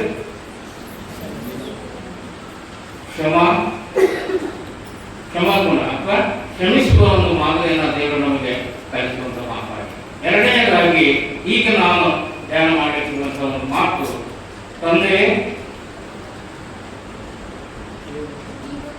ಈ ಹೊತ್ತು ನನ್ನ ಸಂಗಡ ಪರದೈಸಿನಲ್ಲಿರುವೆ ಎಂದು ಇಲ್ಲಿ ನುಡಿಯುವಂತ ಮಾತನ್ನ ನಾವು ನೋಡಬೇಕಾಗಿದೆ. ಈ ಮಾತಿನಿಂದ ಯಾವ ಮಾದರಿಯನ್ನು ನಾವು ಕಲಿಯಬೇಕಾಗಿದೆ? ನಾವು ಕರುಣೆಯನ್ನು ಕಲಿಯುವಂತ ಒಂದು ಮಾತಾಗಿದೆ. ಇದು ದೇವರು ನಮಗೆ ಕರುಣೆಯನ್ನು ಕಲಿಸುವಂತ ಒಂದು ಮಾತಾಗಿದೆ ಅಂತ ಈ ಪ್ರವಾದಿ ಹೇಳಿದ್ದಾನೆ. ಆತನ ಒಂದು ಗ್ರಂಥದಲ್ಲಿ ಬರೆದಿದೆ, ನೀವು ಏನಂತೆ ಕರುಣೆಯಲ್ಲಿ ಆಸಕ್ತರಾಗಿರಿ ಎಂಬುದಾಗಿ ಹೇಳಿದಂತೆ ತಂದೆ ದೇವರು ಆ ಪೂಜೆಯ ಮೇಲೆ ಕಳ್ಳನನ್ನ ಕರುಣಿಸಿ ನಮಗೆ ಇಲ್ಲಿ ಒಂದು ಕರುಣೆಯ ಮಾದರಿಯನ್ನು ಕೂಡ ಕಲಿಸುವಂತನಾಗಿದೆ. ಇಬ್ಬರ ಕಳ್ಳರ ನಡುವೆ ಪೂಜೆಯ ಮೇಲೆ ಆತ ಆತ್ಮ ಮನ ಮನೆಗಳಲ್ಲಿ ಸ್ವಾಮಿ ದುಃಖವನ್ನ ತಾಳುತ್ತಿದ್ದನು. ಆ ದೇಶದ ಪದ್ಧತಿಗೆ ಅನುಸಾರವಾಗಿ ಈ ಶಿಕ್ಷೆ ಕಳ್ಳರಿಗೆ ಕೊಡುವಂತಹ ಒಂದು ಶಿಕ್ಷೆ ಆಗ್ತದೆ. ಆ ದೇಶದ ಅರಸುಗಳಾದಂತಹ ಹೆರೋದ ಮತ್ತು ಪಿಲಾತ ಅವರನ್ನು ನೋಡುವಾಗ ಸ್ವಾಮಿನವರು ಕರುಣಿಸಿದರು. ಹೆರೋದ ಸಾಕಷ್ಟು ಹಿಂಸೆಯನ್ನ ಅಪಹಾಸ್ಯನ್ನ ಮಾಡಿ ಪಿಲಾತನ ಬಳಿಗೆ ಆತನು ಯೇಸುವನ್ನು ಬಳಸಿಕೊಂಡಿದ್ದಾನೆ. ಇಲ್ಲಿ ಪಿಲಾತ ಆ ಯೇಸುವನ್ನ ನೋಡಿ ದೃಷ್ಟಿಸಿ ಆತನನ್ನು ಗಮನಿಸುವಾಗ ಯೇಸುವಿನಲ್ಲಿ ಯಾವ ತಪ್ಪು ಅಲ್ಲಿ ಕಾಣಲಿಲ್ಲ. ಅದಕ್ಕೆ ಆತನು ಹೇಳ್ತಾನೆ, ಈತನಲ್ಲಿ ನಾನು ಯಾವ ತಪ್ಪು ಕಾಣಲಿಲ್ಲ, ಕಾರಣ ಈತನನ್ನು ಕೊರಳಿಗಳಿಂದ ನಾನು ಬಳಸಿ ಬಿಟ್ಟು ಬಿಡುತ್ತೇನೆ ಎಂಬುದಾಗಿ. ಆದರೆ ಅಲ್ಲಿದ್ದಂತ ಕೊರೋನ ಜನರು ಆ ಮಾತಿಗೆ ಹೋಗಲಿಲ್ಲ. ಕರ್ತೃಗರಿ ಹಬ್ಬದ ದಿವಸ ಹೊಸನ್ನ ದಾವೀದ ಕುಮಾರನಿಗೆ ಜಯ ಜಯ ಎಂದು ಘೋಷಣೆ ಮಾಡಿದಂತಹ ಜನರು ಅಲ್ಲೇ ಹೇಳ್ತಾರೆ, ಯೇಸುವನ್ನು ಕೊಲ್ಲಿಸು ಎಂಬುದಾಗಿ ಕೂಗುವುದನ್ನು ನಾವು ನೋಡುವಾಗ ಬಹಳ ದುಃಖ. ಇವತ್ತು ಎಷ್ಟು ಜನ ನಮ್ಮೊಟ್ಟಿಗೆ ನಾಳೆ ಇವಾಗ ಆಡ್ತಾರೆ ಅನ್ನೋದನ್ನ ನಾವು ಗೊತ್ತಿಲ್ಲ. ಕಾರಣ ಅಂತ ಪುರುಷನಾದಂತ ದೇವರನ್ನ ಇಲ್ಲಿ ಕೊಲ್ಲಿಸು ಎಂಬುದಾಗಿ ಆತನ ಕ್ರೂರತನದಿಂದ ಅಲ್ಲಿ ಕೂಗುವುದನ್ನು ನಾವು ನೋಡ್ತೇವೆ. ಕಾರಣ ಆ ದೇಶದ ಒಂದು ಪದ್ಧತಿ ಆಗಿತ್ತು. ಏನಂತಂದ್ರೆ ಅಲ್ಲಿ ನಾನಾ ಅಪರಾಧಿಗಳು ಆ ದೇಶದ ಜೈಲಿನಲ್ಲಿ ಇರ್ತಿದ್ರು. ಮತ್ತೊಬ್ಬ ಅಪರಾಧಿಯನ್ನ ಅಲ್ಲಿ ವಿಚಾರಣೆ ಮಾಡಕ್ ಬಂದಾಗ ಒಬ್ಬ ಅಪರಾಧಿಯನ್ನ ಬಿಡುಗಡೆ ಮಾಡುವಂತ ಪದ್ಧತಿ ಆ ದೇಶದ ಪದ್ಧತಿ ಆಗಿತ್ತು. ಕಾರಣ ಈ ಒಂದು ಕಾರಣ ಇಟ್ಕೊಂಡು ಅವ್ರು ಹೇಳ್ತಾರೆ, ಆ ದೇಶದ ಒಬ್ಬ ದೊಡ್ಡ ದರೋಡೆಕೋರ ದಂಗೆಕೋರನಾದಂತ ಪರವನನ್ನ ಮಧ್ಯೆ ಇಟ್ಕೊಂಡು ಯೇಸುವನ್ನ ಕೊಲ್ಲಿಸು ಎಂಬುದಾಗಿ ಅಲ್ಲಿ ಅವರು ಬಹಳ ಗದ್ದಲವನ್ನು ಎಬ್ಬಿಸ್ತಾರೆ. ಕೊನೆಗೆ ಪಿಲಾತ ದಾರಿ ಕಾಣದೆ ಆ ಜನರ ಗದ್ದಲವನ್ನು ನೋಡಿ ಆತನ ಆಲೋಚನೆ ಮಾಡ್ತಾನೆ, ಎಂಥ ತಪ್ಪನ ಈ ಜನರು ಮಾಡ್ತಾ ಇದ್ದಾರೆ ಎಂಬುದಾಗಿ ಆತನ ಒಂದು ಬೋಲ್ನಲ್ಲಿ ನೀರು ತರಿಸಿ ತನ್ನ 2 ಕೈಗಳನ್ನು ತೊಳೆದು, ಈ ಪುಣ್ಯಾತ್ಮನನ್ನು ತೊಳೆಸಿದ ಒಂದು ಅಪರಾಧ ನನ್ನ ಮೇಲೆ ಬರಬಾರದು, ಈ ಒಂದು ಶಾಪ ನನ್ನ ಮಕ್ಕಳ ಅಥವಾ ನನ್ನ ಮೇಲೆ ಬರಬಾರದು ಎಂಬುದಾಗಿ ಕೈಗಳನ್ನು ತೊಳೆದುಕೊಂಡು ಆ ಜನರಿಗೆ ಅನಿವಾರ್ಯವಾಗಿ ಪರಿಶುದ್ಧನಾದಂತಹ ಯೇಸು ಸ್ವಾಮಿಯನ್ನ ಕ್ರೂಜಿಗೆ ಹಾಕಲು ಅಲ್ಲಿ ಒಪ್ಪಿಗೆಯನ್ನು ಕೊಡ್ತಾನೆ. ಅಲ್ಲಿ ಬರವ ಎಂಬ ಕಳ್ಳ ಆ ಒಂದು ಶಿಕ್ಷೆಯಿಂದ ಬಿಡುಗಡೆ ಹೊಂದ್ತಾನೆ. ಅಲ್ಲಿ ಒಂದು ನೋಡಿ ಮಹತ್ಕಾರ್ಯಲ್ಲಿ ನ್ಯಾಯ ಏನಂತಂದ್ರೆ, ನಮ್ಮ ಸ್ವಾಮಿ ಮರಣದ ಶಿಕ್ಷೆಯನ್ನು ತಾನು ಹೊಂದುತ್ತಿರುವಾಗ ಒಬ್ಬ ದರೋಡೆಕೋರನ ಮರಣ ಶಿಕ್ಷೆಯಿಂದ ಆತನಿಗೆ ರಕ್ಷಣೆ. ಕರ್ತನ ಪ್ರೀತಿಗೊಳ್ಳೋದು. ಯಾಕಂದ್ರೆ ನಮ್ಮ ಪ್ರಭುವಾದ ಯೇಸು ಸ್ವಾಮಿ ಇಲ್ಲಿ ಬಂದನ್ನು ಮುಖ್ಯ ಉದ್ದೇಶ ಜನರನ್ನ ಅವರ ಪಾಪಗಳಿಂದ ಬಿಡಿಸಿಕೊಳ್ಳುವುದು ಮತ್ತು ನಮ್ಮೆಲ್ಲರನ್ನ ಏನಂದ್ರೆ ನಿತ್ಯ ಜೀವಕ್ಕೆ ನಡೆಸುವಂತ ಒಂದು ಪ್ರಯತ್ನ ಸ್ವಾಮಿ ಯಾವಾಗಲೂ ಮಾಡ್ತಾ ಇದ್ದಾರೆ. ಮನುಷ್ಯ ಕುಮಾರನು ಕೆಟ್ಟು ಹೋಗಿರುವುದನ್ನ ಹುಡುಕಿ ರಕ್ಷಿಸೋಕೆ ಬಂದನು ಎಂಬುದಾಗಿ ನಾವು ಬೇರೆ ವಾಕ್ಯದಲ್ಲಿ ಕೂಡ ನಾವು ಅನೇಕ ಸಾರಿ ನಾವು ನೋಡಿರ್ತೇವೆ. ಅದರ ಉದ್ದೇಶ ಎಲ್ಲ ಕೆಟ್ಟು ಹೋಗಿದೆಯೋ, ಯಾರು ಕೆಟ್ಟು ಹೋಗಿದ್ದಾರೋ, ಯಾರು ಪಾಪದಿಂದ ತಮ್ಮ ಪ್ರಾಣವನ್ನು ಕಳೆದುಕೊಂಡು ಅಂಥವ್ರು ರಕ್ಷಣೆ ಹೊಂದಬೇಕು, ಪಾಪದಿಂದ ಬಿಡುಗಡೆ ಹೊಂದಬೇಕು ಎಂಬುದಾಗಿ ಪ್ರಯತ್ನ ಮಾಡಿದಂತ ಸ್ವಾಮಿ ನಮ್ಮ ದೇವರು ಪರಿಶುದ್ಧನು, ಈತನು ಅತಿ ಸುಂದರಾದನು ಎಂಬುದಾಗಿ ಸತ್ಯವೇದದಲ್ಲಿ ನಾವು ಅನೇಕ ಕಡೆಗಳಲ್ಲಿ ನೋಡ್ತಿದ್ದೇವೆ. ಇಂತಹ ಸ್ವಾಮಿ ಜಾಯದ ವರ್ಣ ಎಂಬುದಾಗಿ ಜಗತ್ತಿಗೆ ಶುಭವಾದನು ಎಂಬುದಾಗಿ ನಮ್ಮೆಲ್ಲರನ್ನ ಆಶೀರ್ವಾದ ಮಾಡಿದಂತ ಸ್ವಾಮಿ, ನಮ್ಮನ್ನು ಅನೇಕ ಪಾಪ ಶಾಪಗಳಿಂದ ಬಿಡಿಸಿದಂತ ಸ್ವಾಮಿ, ರೋಗಗಳಿಂದ ಬಿಡುಗಡೆ ಮಾಡಿದಂತ ದೇವರು ನೋಡ್ರಿ, ಆತನ ನಮ್ಮನ್ನು ಕರುಣಿಸಿ ಆತನಿಗಿರುವಂತ ಮಹಿಮಾ ಪದವಿಯನ್ನು ತೊರೆದು ಈ ದಾಸನ ರೂಪವನ್ನು ಅತಿ ಪ್ರೀತಿಯಿಂದ ಕಾಯ್ದುಕೊಳ್ಳುವುದನ್ನು ನಾವೀಗ ಕಾಣ್ತಾ ಇದ್ದೇವೆ. ಈತನ ಪೂಜೆ ಮೇಲೆ ಹಿಂಸಿಕೊಟ್ಟು ಅಪಹಾಸ ಮಾಡಿ ಆತನನ್ನ ಹಿಂಸಿಸುವಂತ ಸಮಯವನ್ನ ಬೈಬಲ್ ಚರಿತ್ರೆಯಲ್ಲಿ ಹೀಗೆ ಬರೆಯಲ್ಪಟ್ಟಿದ್ದೇವೆ. ಆತನನ್ನ ಭಾರವಾದ ಶಿಲಿಕೆಯನ್ನು ಹೊರಿಸಿ ಬೀದಿಗಳಲ್ಲಿ ಮೆರವಣಿಗೆ ಮಾಡ್ತಾ ಹೋದ್ರು. ಭಾರವಾದ ಶಿಲಿಕೆಯ ತೂಕ ಎಷ್ಟು ಅಂದ್ರೆ ಹೇಳ್ರಿ, ಎಷ್ಟು ಕೆಜಿ ಇತ್ತು? ಎಷ್ಟು ಬಂದಂತ ಶಿಲಿಕೆ 150 ಕೆಜಿ. ಈಗಿನ ಮುಂಜಾನೆಗೆ 25 ಕೆಜಿ ಬರುವಂತ ಶಕ್ತಿ ಕೂಡ ನಮ್ಮಲ್ಲಿ ಯಾರು ಇರುವುದಿಲ್ಲ. ಅಂತ ಒಂದು ಭಾರವಾದ ಶಿಲಿಕೆಯನ್ನು ಆ ದೇವರು ಬೀದಿ ಬೀದಿಗಳಲ್ಲಿ ಹೊತ್ತು ಸಾಗಿಸುತ್ತಿರುವಾಗ ಆತನ ಸ್ಥಿತಿ ಏನಾಗಿ ಬರುತ್ತೆ. ಅಷ್ಟು ಮಾತ್ರವಲ್ಲ, ಆತನ ಏನ್ ಮಾಡಿದ್ರು, ಚಾಟಿಂಗ್ ಹೊರಡ್ತಾ ಇದ್ರು. ಹಿಂದಿನಿಂದ ಬುದ್ಧಿ ನೀನು ಬುದ್ಧಿದವನು ಯಾರು ಹೇಳು ಕಣಿ ಹೇಳುವುದಾಗಿ ಹಿಂಸೆ ಮಾಡಿ ಆತನ ಮುಖದ ಮೇಲೆ ಹೊಳೆದು ಎಲ್ಲ ಹಿಂಸೆಯನ್ನು ದೇವರು ಸಾಕ್ತಾ ಆತನು ಮುಂದೆ ಸಾಕ್ತಾ ಇದ್ದಾರೆ. ಆತನ ತಲೆ ಮೇಲೆ ಏನಿಟ್ಟಂತೆ ಮುಳ್ಳಿನ ಕಿರೀಟವನ್ನು ಯಾರಿಗಾಗಿ ಆಡ್ತೀವಲ್ಲ ನಾವು, ನನಗಾಗಿ ಧರಿಸಿದನು ಎಂಬುದಾಗಿ ಆತನ ತಲೆ ಮೇಲೆ ಮುಳ್ಳಿನ ಕಿರೀಟವನ್ನು ಮಾಡಿದ್ರು. ಆ ದೇಶದಲ್ಲಿ ಒಟ್ಟು 24 ಬಗೆಯ ಮುಳ್ಳುಗಳಿತ್ತು. ಆ ಮುಳ್ಳುಗಳಲ್ಲಿ ಈ ಮುಳ್ಳು ಬಹಳ ಹರಿತವಾದ ಮುಳ್ಳು ಅಂತ ಹೇಳಿ. ಈ ಮುಳ್ಳಿನ ಹೆಸರು ಬೈಬಲ್ ಚರಿತ್ರೆಯಲ್ಲಿ ಬರೆದರೆ ಪೀನಾ ಕ್ರಿಸ್ಟಿನ್. ಏನ ಹೆಸರು? ಪೀನಾ ಕ್ರಿಸ್ಟನ್ ಬರೆಯಲ್ಪಟ್ಟಿದೆ. ಆತನ 2 ಕೈಗಳನ್ನು ಕಟ್ಟಿದ್ರು, ತಲೆ ಮೇಲೆ ಇಂಥ ಹರಿತವಾದ ಮುಳ್ಳಿನ ಕಿರೀಟವನ್ನು ಮಾಡಿಟ್ರು. ಆ ಮುಳ್ಳಿನ ಕಿರೀಟ ತಲೆಯ ಮೇಲೆ ಇದ್ದಾಗ ಅದು ಕಣ್ಣಿನ ಸಮೀಪ ಇತ್ತು. 2 ಕೈಗಳನ್ನು ಕಟ್ಟಿದ್ದ ನಂತರ ಆತನ ಕೈಗೊಂದು ಬೆತ್ತವನ್ನು ಕೊಟ್ಟಾರೆ.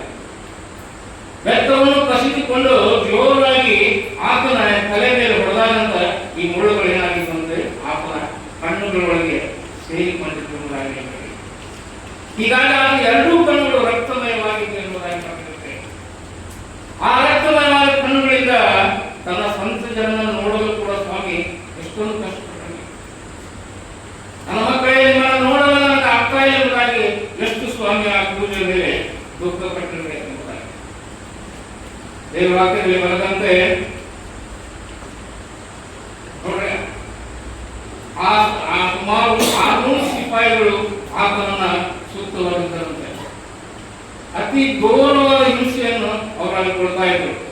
ಸತ್ಯದಲ್ಲಿ ಬರೆದಂತೆ ಕುರುಬನನ್ನು ಹೊಡೆದಾಗ ಕುರಿಗಳು ಏನಂತೆ ಚದರಿ ಹೋಗುವೆಂಬಂತೆ ಆತನ ಸ್ವಂತ ಜನರು ಯಾವ ಮಟ್ಟಿಗೆ ಮೇಲೆ ಎಲ್ಲರೂ ಏನ್ ಮಾಡಿದ್ರು, ಓಡಿ ಹೋಗ್ಬಿಟ್ರು. ಆತ್ಮನ ಬಿಟ್ಟು ಎಲ್ಲರೂ ಆತ್ಮನ ಬಿಟ್ಟು ಓಡಿ ಹೋಗ್ಬಿಟ್ರು. ಆದ್ರೆ ಆ ಕಷ್ಟವನ್ನು ಅನುಭವಿಸುವಂತ ಸ್ವಾಮಿ ಮಾತ್ರ ಆ ಒಂದು ಸಮಯವನ್ನು ಬಹಳ ದುಃಖದಿಂದ ತಾಳ್ತಾ ಇದ್ದಾರೆ. ಈ ಸಮಯದಲ್ಲಿ ಅವನು ಕುರಿತು ಹೀಗೆ ಬರ್ತದೆ, ಸೈತಾನ ಮಾಡಿದ ಕೆಲಸ ನೋಡ್ರಿ, ಮೂರ್ಖತನದಿಂದ ಕೃಷ್ಣನ ವಿರೋಧವಾಗಿ ಹೋರಾಡಿದ ಸಮಯ, ನರಕದ ದುರಾತ್ಮಗಳು ಬಿಚ್ಚಲ್ಪಟ್ಟವುಗಳಾಗಿ ಕರ್ತನ ವಿರೋಧವಾಗಿ ಬಂದಂತಹ ಸಮಯ, ಆಕಾಶವನ್ನು ದುರಾತ್ಮಗಳ ಸೈನ್ಯಗಳು ಕ್ರಿಸ್ತನನ್ನು ಮೂಡಿ ತೀರಿಸಲು ಕೂಡಿಕೊಂಡು ಅನಘೋರವಾಗಿ ಹೋರಾಡಿದ ಸಮಯ ಎಂದು ಇಂತಹ ಸಮಯದಲ್ಲಿ ದುಷ್ಕರ್ಮಿಗಳ ಇಬ್ಬರ ಮಧ್ಯದಲ್ಲಿ ಯೇಸು ಕ್ರೂಚಿಯ ಮೇಲೆ ತನ್ನ ಪರಿಶುದ್ಧ ರಕ್ತವನ್ನು ಚೆಲ್ಲುತ್ತಾ ಇದ್ರು. ಇಂತಹ ಸಮಯದಲ್ಲಿ ಮೊದಲನೇ ಕಳ್ಳ ಆತನನ್ನು ಪ್ರಶ್ನೆ ಮಾಡ್ತಾನೆ, ನೀನು ಬರಬೇಕಾದ ಕ್ರಿಸ್ತನಲ್ಲವೇ? ನಿನ್ನನ್ನು ರಕ್ಷಿಸಿಕೋ, ನನ್ನನ್ನು ಕೂಡ ರಕ್ಷಿಸು ಎಂಬುದಾಗಿ ಹಾಸ್ಯದ ರೂಪದಲ್ಲಿ ದೇವರನ್ನು ಹಾಸ್ಯ ಮಾಡುವುದಾಗಿ ನಾವು ನೋಡ್ತಿದ್ದೇವೆ. ಆದರೆ ಎರಡನೇ ಕಳ್ಳ ನನ್ನ ಮಲಗಿವನಾಗಿ ಕರುಣೆಯಿಂದ ನಾವು ಮಾಡಿದ ತಪ್ಪುಗಳಿಗಾಗಿ ಸರಿಯಾದ ಶಿಕ್ಷೆಯನ್ನು ನಾವು ಅನುಭವಿಸ್ತಾ ಇದ್ದೇವೆ. ಈತನಾದರೂ ಯಾವ ತಪ್ಪನ್ನು ಮಾಡಿಲ್ಲ ಎಂದು ತನ್ನ ತಪ್ಪನ್ನು ಅರಿಕೆ ಮಾಡುವುದನ್ನು ಕಂಡ ಸ್ವಾಮಿ ಆತನ ಆತ್ಮವಿಶ್ರಾಂತಿಗಾಗಿ ಅವಶ್ಯವಿದ್ದ ಸ್ಥಳ ಪರದೇಶನ್ನು ಅಲ್ಲಿ ಅನುಭವಿಸಿದನು. ಸ್ವಾಮಿ ಹೇಳ್ತಾನೆ, ಈ ಹೊತ್ತೆ ನನ್ನ ಸಂಗಡ ನಿಮಗೆ ಪರದೇಶದಲ್ಲಿ ಇರುವುದಾಗಿ ಆತನ ಆತ್ಮಕ್ಕೆ ವಿಶ್ರಾಂತಿ ಅಗತ್ಯವಾಗಿದೆ ಎಂಬುದಾಗಿ ಆತನ ವಿಶ್ರಾಂತಿಕೊಳ್ಳುವಂತ ಸ್ಥಳ ಪರದೇಶನ ದೇವರು ಅಲ್ಲಿ ಅವರನ್ನು ಅನುಭವಿಸುತ್ತಾರೆ. ಅದಕ್ಕೆ ನಮ್ಮ ಅನೇಕರನ್ನ ನೋಡುವಾಗ ಬೇರೆ ಇಲ್ಲಿ ಪರಲೋಕಕ್ಕೂ ಪರದೇಶಕ್ಕೂ ಇರುವಂತಹ ಒಂದು ವ್ಯತ್ಯಾಸ ಬಹಳ ಜನರಿಗೆ ಗೊತ್ತಿಲ್ಲ. ಯೇಸು ಸ್ವಾಮಿ ಅವರಿಗೆ ಪರಲೋಕವನ್ನು ಅನುಭವಿಸಿದ್ದಾನೆ ಎಂದು ಅನೇಕರಾಗಿ ತಿಳ್ಕೊಂಡಿರ್ತಾರೆ. ಇಲ್ಲಿ ಪರಲೋಕದ ಬೇರೆ, ಪರದೇಶ ಬೇರೆ. ಪರಲೋಕ ದೇವರು ಇರುವಂತಹ ಒಂದು ಸ್ಥಳ. ಆ ಸ್ಥಳಕ್ಕೆ ನಾವು ಮುಟ್ಟಬೇಕಾದ ಮೊದಲ ನಮ್ಮ ಆತ್ಮೀಯ ವಿಶ್ರಾಂತಿ ಬೇಕೆಂಬುದಾಗಿ ನಾವು ನೋಡ್ತಾ ಇರ್ತೇವೆ. ಹಾಗಾದ್ರೆ ಇದರ ವ್ಯತ್ಯಾಸ ನಾವು ನೋಡುವಾಗ ಪರದೇಶು ಆತ್ಮಗಳು ವಿಶ್ರಾಂತಿ ಪಡೆಯುವ ಒಂದು ಸ್ಥಳ, ಇದಕ್ಕೆ ತೋಟ ಎಂದು ಅರ್ಥ ಎಂಬುದಾಗಿ ನೋಡ್ತೇವೆ. ಆಂಗ್ಲ ಭಾಷೆಯಲ್ಲಿ ಇದನ್ನ ಪ್ಯಾರಡೈಸ್ ಎಂಬುದಾಗಿ ಕರೆಯಲಾಗುತ್ತದೆ. ಇದರ ಕುರಿತಾಗಿ ನಾವು ನೋಡುವಾಗ ಇಂಗ್ಲೆಂಡ್ ದೇಶದ ರಾಜ ಮತ್ತು ರಾಣಿ ವಾಸಿಸುವಂತ ಒಂದು ಸ್ಥಳ ಬುಕಿಂಗ್ ಹಾಮ್ ಪ್ಯಾಲೇಸ್ ಎಂಬುದಾಗಿ ಇದ್ದು, ಇಲ್ಲಿ ರಾಜನನ್ನು ಭೇಟಿಯಾಗಲು ಬರುವಂತ ಅತಿಥಿಗಳು ತಮ್ಮನ್ನ ರಾಜನು ಕರೆಯುವವರೆಗೆ ಈ ಒಂದು ತೋಟದಲ್ಲಿ ಅವರು ಇರ್ತಾರೆ. ಆ ರಾಜ್ಯ ಬಂದರೆ ಬರದೇ ಹೋದ್ರು ಕೂಡ ಆತನು ಕರೆಯುವವರೆಗೆ ಅವರೇನಂತೆ ಈ ತೋಟದಲ್ಲೇ ಇರಬೇಕಾಗಿತ್ತು. ಅದಕ್ಕೆ ಅವರಲ್ಲಿ ಆ ತೋಟಕ್ಕೆ ಪ್ಯಾರಡೈಸ್ ಅಥವಾ ಪರದೇಶ ಎಂದು ಹೆಸರು. ಒಂದು ವೇಳೆ ರಾಜನು ಬಂದಿದ್ದರೆ ಅವರು ಆ ತೋಟದಲ್ಲಿ ಬರುವವರೆಗೆ ಕಾಯುವ ಒಂದು ಕಟ್ಟುಪಾಡು ಅಲ್ಲಿ ಇತ್ತು. ಅದೇ ರೀತಿಯಲ್ಲಿ ಕರ್ತನ ದಿನವು ಬರುವವರೆಗೆ ಕ್ರಿಸ್ತನಲ್ಲಿ ಸತ್ತವರು ಪರದೇಶದಲ್ಲಿ ವಿಶ್ರಮಿಸುತ್ತಾರೆ ಎಂಬುದಾಗಿ ನಾವು ನೋಡ್ತೇವೆ. ಇಲ್ಲಿ ಸ್ವಾಮಿ ಹೇಳುವ ಮಾತು ಯೋಹಾನ 3:5 ನಾವು ನೋಡ್ತೇವೆ. ನಾನು ನಿಮಗೆ ನಿಜವಾಗಿ ಹೇಳುತ್ತೇನೆ, ಒಬ್ಬ ಆತ್ಮನಿಂದಲೂ ನೀರಿನಿಂದಲೂ ಹುಟ್ಟುತ್ತಿದ್ದರೆ ದೇವರ ರಾಜ್ಯವನ್ನು ಸೇರಲಾರನು ಎಂಬುದಾಗಿ. ಈ ಆಕಳ ಕರ್ತನಿಗಾಗಿ ರಕ್ತಸಾಕ್ಷಿಯಾಗಿ ಒಬ್ಬ ಆತ್ಮೀಯ ಮನುಷ್ಯ ಭಾವದಿಂದ ಯೇಸುವನ್ನು ಕಂಡು ಪರದೇಶದಲ್ಲಿರುವ ಭಾಗ್ಯ ಪಡೆದಂತೆ ಇದೆ. ಈ ಭಾಗ್ಯವನ್ನು ಪಡೆದವನು ಎಡೆಗಡೆಯವನ ಫಲಗಡೆಯವನ ಯಾರಿಗೆ ಸಿಕ್ಕಕ್ಕೆ ಈ ಭಾಗ್ಯ? ಪರದೇಶ. ಇವತ್ತು ನನ್ನ ಸಂಗಡ ಪರದೇಶದಲ್ಲಿ ಎಂಬುದಾಗಿ ಇಬ್ಬರು ಕಳೆಯಿದ್ರು, ಎಡಗಡೆ ಹೋಗುವ ಬಲಗಡೆ ಹೋಗುವ. ಯಾವ ಕಳೆದು ಸಿಕ್ಕಿದ ಭಾಗ್ಯ? ಬಲಗಡೆ. ಬಲಗಡೆ ಇರುವಂತಹ ಕಳ್ಳನಿಗೆ ಈ ಒಂದು ಭಾಗ್ಯ ಸಿಕ್ತು ಎಂಬುದಾಗಿ ನೋಡ್ತೇವೆ. ಅವರ ಹೆಸರುಗಳನ್ನು ಗೊತ್ತಿಲ್ಲ. ಅವರು ಒಂದ್ಸರಿ ಪ್ರಸಂಗ ಹೇಳಿದ್ರು, ಅವರ ಹೆಸರುಗಳು ನೆನಪಿಲ್ಲ. ಕಳ್ಳನ ಹೆಸರು, ಬಲಗಡೆ ಕಳ್ಳನ ಹೆಸರು ಏನಂತೆ? ಡಿಸ್ಮಸ್. ಇದು ಬೈಬಲ್ ಚರಿತ್ರೆಯಲ್ಲಿ ಬರುತ್ತೆ. ಬಲಗಡೆಯ ಕಳ್ಳನ ಹೆಸರು ಡಿಸ್ಮಸ್, ಎಡಗಡೆಯ ಕಳ್ಳನ ಹೆಸರು ಗೆಸ್ಕಸ್. ನೋಡ್ರಿ, ಈ ರೀತಿ ಅವರ ಹೆಸರುಗಳು ಕೂಡ ಇಲ್ಲಿ ಬರೆಯಲ್ಪಟ್ಟಿವೆ. ಪರದೇಶು ಆತ್ಮಗಳು ವಿಶ್ರಾಂತಿ ಪಡೆಯುವಂತ ಸ್ಥಳ ಮತ್ತು ಪರಲೋಕ ದೇವರು ಸಿದ್ಧ ಮಾಡಿದ ಪಟ್ಟಣ ಎಂದು ಇಬ್ರಿಯ 11:16 ಬರೆಯಲ್ಪಟ್ಟಿದೆ. ದೇವರ ಮತ್ತು ಯಜ್ಞದ ಕ್ರಿಯಾದಾಸನ ಸಿಂಹಾಸನ ಇಲ್ಲಿ ಇರುವುದು ಎಂಬುದಾಗಿ ಕೂಡ ಪ್ರಕಟಣೆ 23:3 ಬರೆಯಲ್ಪಟ್ಟಿದೆ. ಜೀವಬಾಧ್ಯರ ಪಟ್ಟಿಯಲ್ಲಿ ಯಾರ ಹೆಸರುಗಳು ಬರೆದಿವೆಯೋ ಅವರು ಮಾತ್ರ ಇಲ್ಲಿ ಸೇರುವರು ಎಂಬುದಾಗಿ ಪ್ರಕಟಣೆ 21:27 ಸ್ಪಷ್ಟವಾಗಿ ಸಲ್ಲಿಸಿದೆ. ಇಲ್ಲಿ ಸ್ವಾಮಿ ಆ ಕಳ್ಳನಿಗೆ ಇವತ್ತು ನನ್ನ ಸಂಗಡ ಪರದೇಶದಲ್ಲಿರುವುದೆಂದು ಆತನ ಆತ್ಮ ವಿಶ್ರಾಂತಿ ಪಡೆಯುವಂತ ಒಂದು ಸ್ಥಳ ಕಾಣಿಸುತ್ತಾನೆ.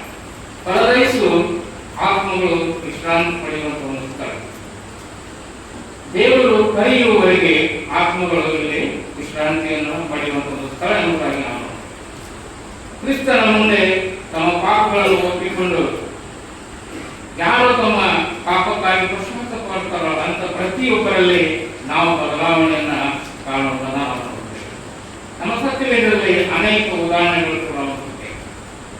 ಕ್ರಿಸ್ತನ ಮುಂದೆ ತಮ್ಮ ಪಾಪಗಳನ್ನ ಒಪ್ಪಿಕೊಂಡು ತಮ್ಮ ಜೀವಿತದಲ್ಲಿ ಬದಲಾವಣೆ ಮಾಡಿಕೊಂಡಂತ ಅನೇಕ ವ್ಯಕ್ತಿಗಳ ಕಥೆಯನ್ನು ಕೂಡ ಈ ಸತ್ಯವೇದದಲ್ಲಿ ಬರೆಯುತ್ತದೆ.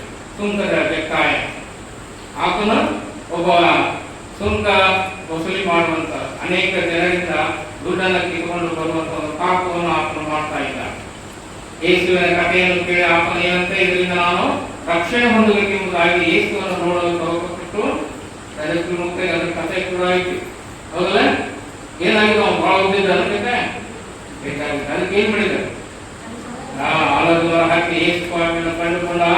ಯೇಸು ಸ್ವಾಮಿ ಮೊದಲೇ ಗೊತ್ತಿತ್ತು ಇಂಥ ಒಬ್ಬವ ತನ್ನ ಪಾಪವನ್ನು ಮುಂದೆ ಅರಿಕೆ ಮಾಡಿಕೊಳ್ಳಕ್ಕೆ ಪ್ರಯತ್ನ ಮಾಡಬೇಕಂತ ಅಂತೇಳಿ ಸ್ವಾಮಿ ಮೊದಲೇ ಇತ್ತು. ಜಟಾಣೆ ಕತ್ತಲೆ ಹಿಡಿದು ಬಾ ಎಂಬುದಾಗಿ ಆತನನ್ನು ಕರೆದು ಅಂತ ಒಂದು ಪಾಪಿಯ ಮನೆಗೆ ಸ್ವಾಮಿ ಹೋದಾಗ ಆತನ ತನ್ನ ಪಾಪವನ್ನು ಅರಿಕೆ ಮಾಡಿಕೊಂಡ ಸ್ವಾಮಿ ಹೇಳ್ತಾನೆ, ಇವತ್ತು ಈ ಮನೆಗೆ ರಕ್ಷಣೆ ಆಯಿತು ಎಂಬುದಾಗಿ. ಇದು ಲೂಕ 19:10 ಬರೆದಿರುತ್ತೇವೆ.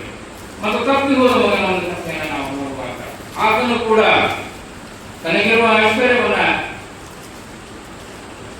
ಹಾಳು ಮಾಡಿಕೊಂಡು ತಂದೆಯನ್ನು ವಿರೋಧ ಹಾಕಿಕೊಂಡು ತನ್ನಿಷ್ಟಾನುಸಾರ ಬದುಕಲು ಹೋಗಿ ತನಗೆಲ್ಲವನ್ನು ಕಳೆದುಕೊಂಡು ತನ್ನ ಪಾಪವನ್ನು ತನ್ನ ತಂದೆಯ ಮುಂದೆ ಆತನ ತಂದೆಯ ಪಾದಗಳಿಗೆ ತನ್ನ ತಪ್ಪನ್ನು ಅರಿಕೆ ಮಾಡಿಕೊಳ್ಳುವಾಗ ಅಲ್ಲಿ ಆದಂತ ಬದಲಾವಣೆಯನ್ನು ಕೂಡ ನಾವು ನೋಡ್ತೇವೆ.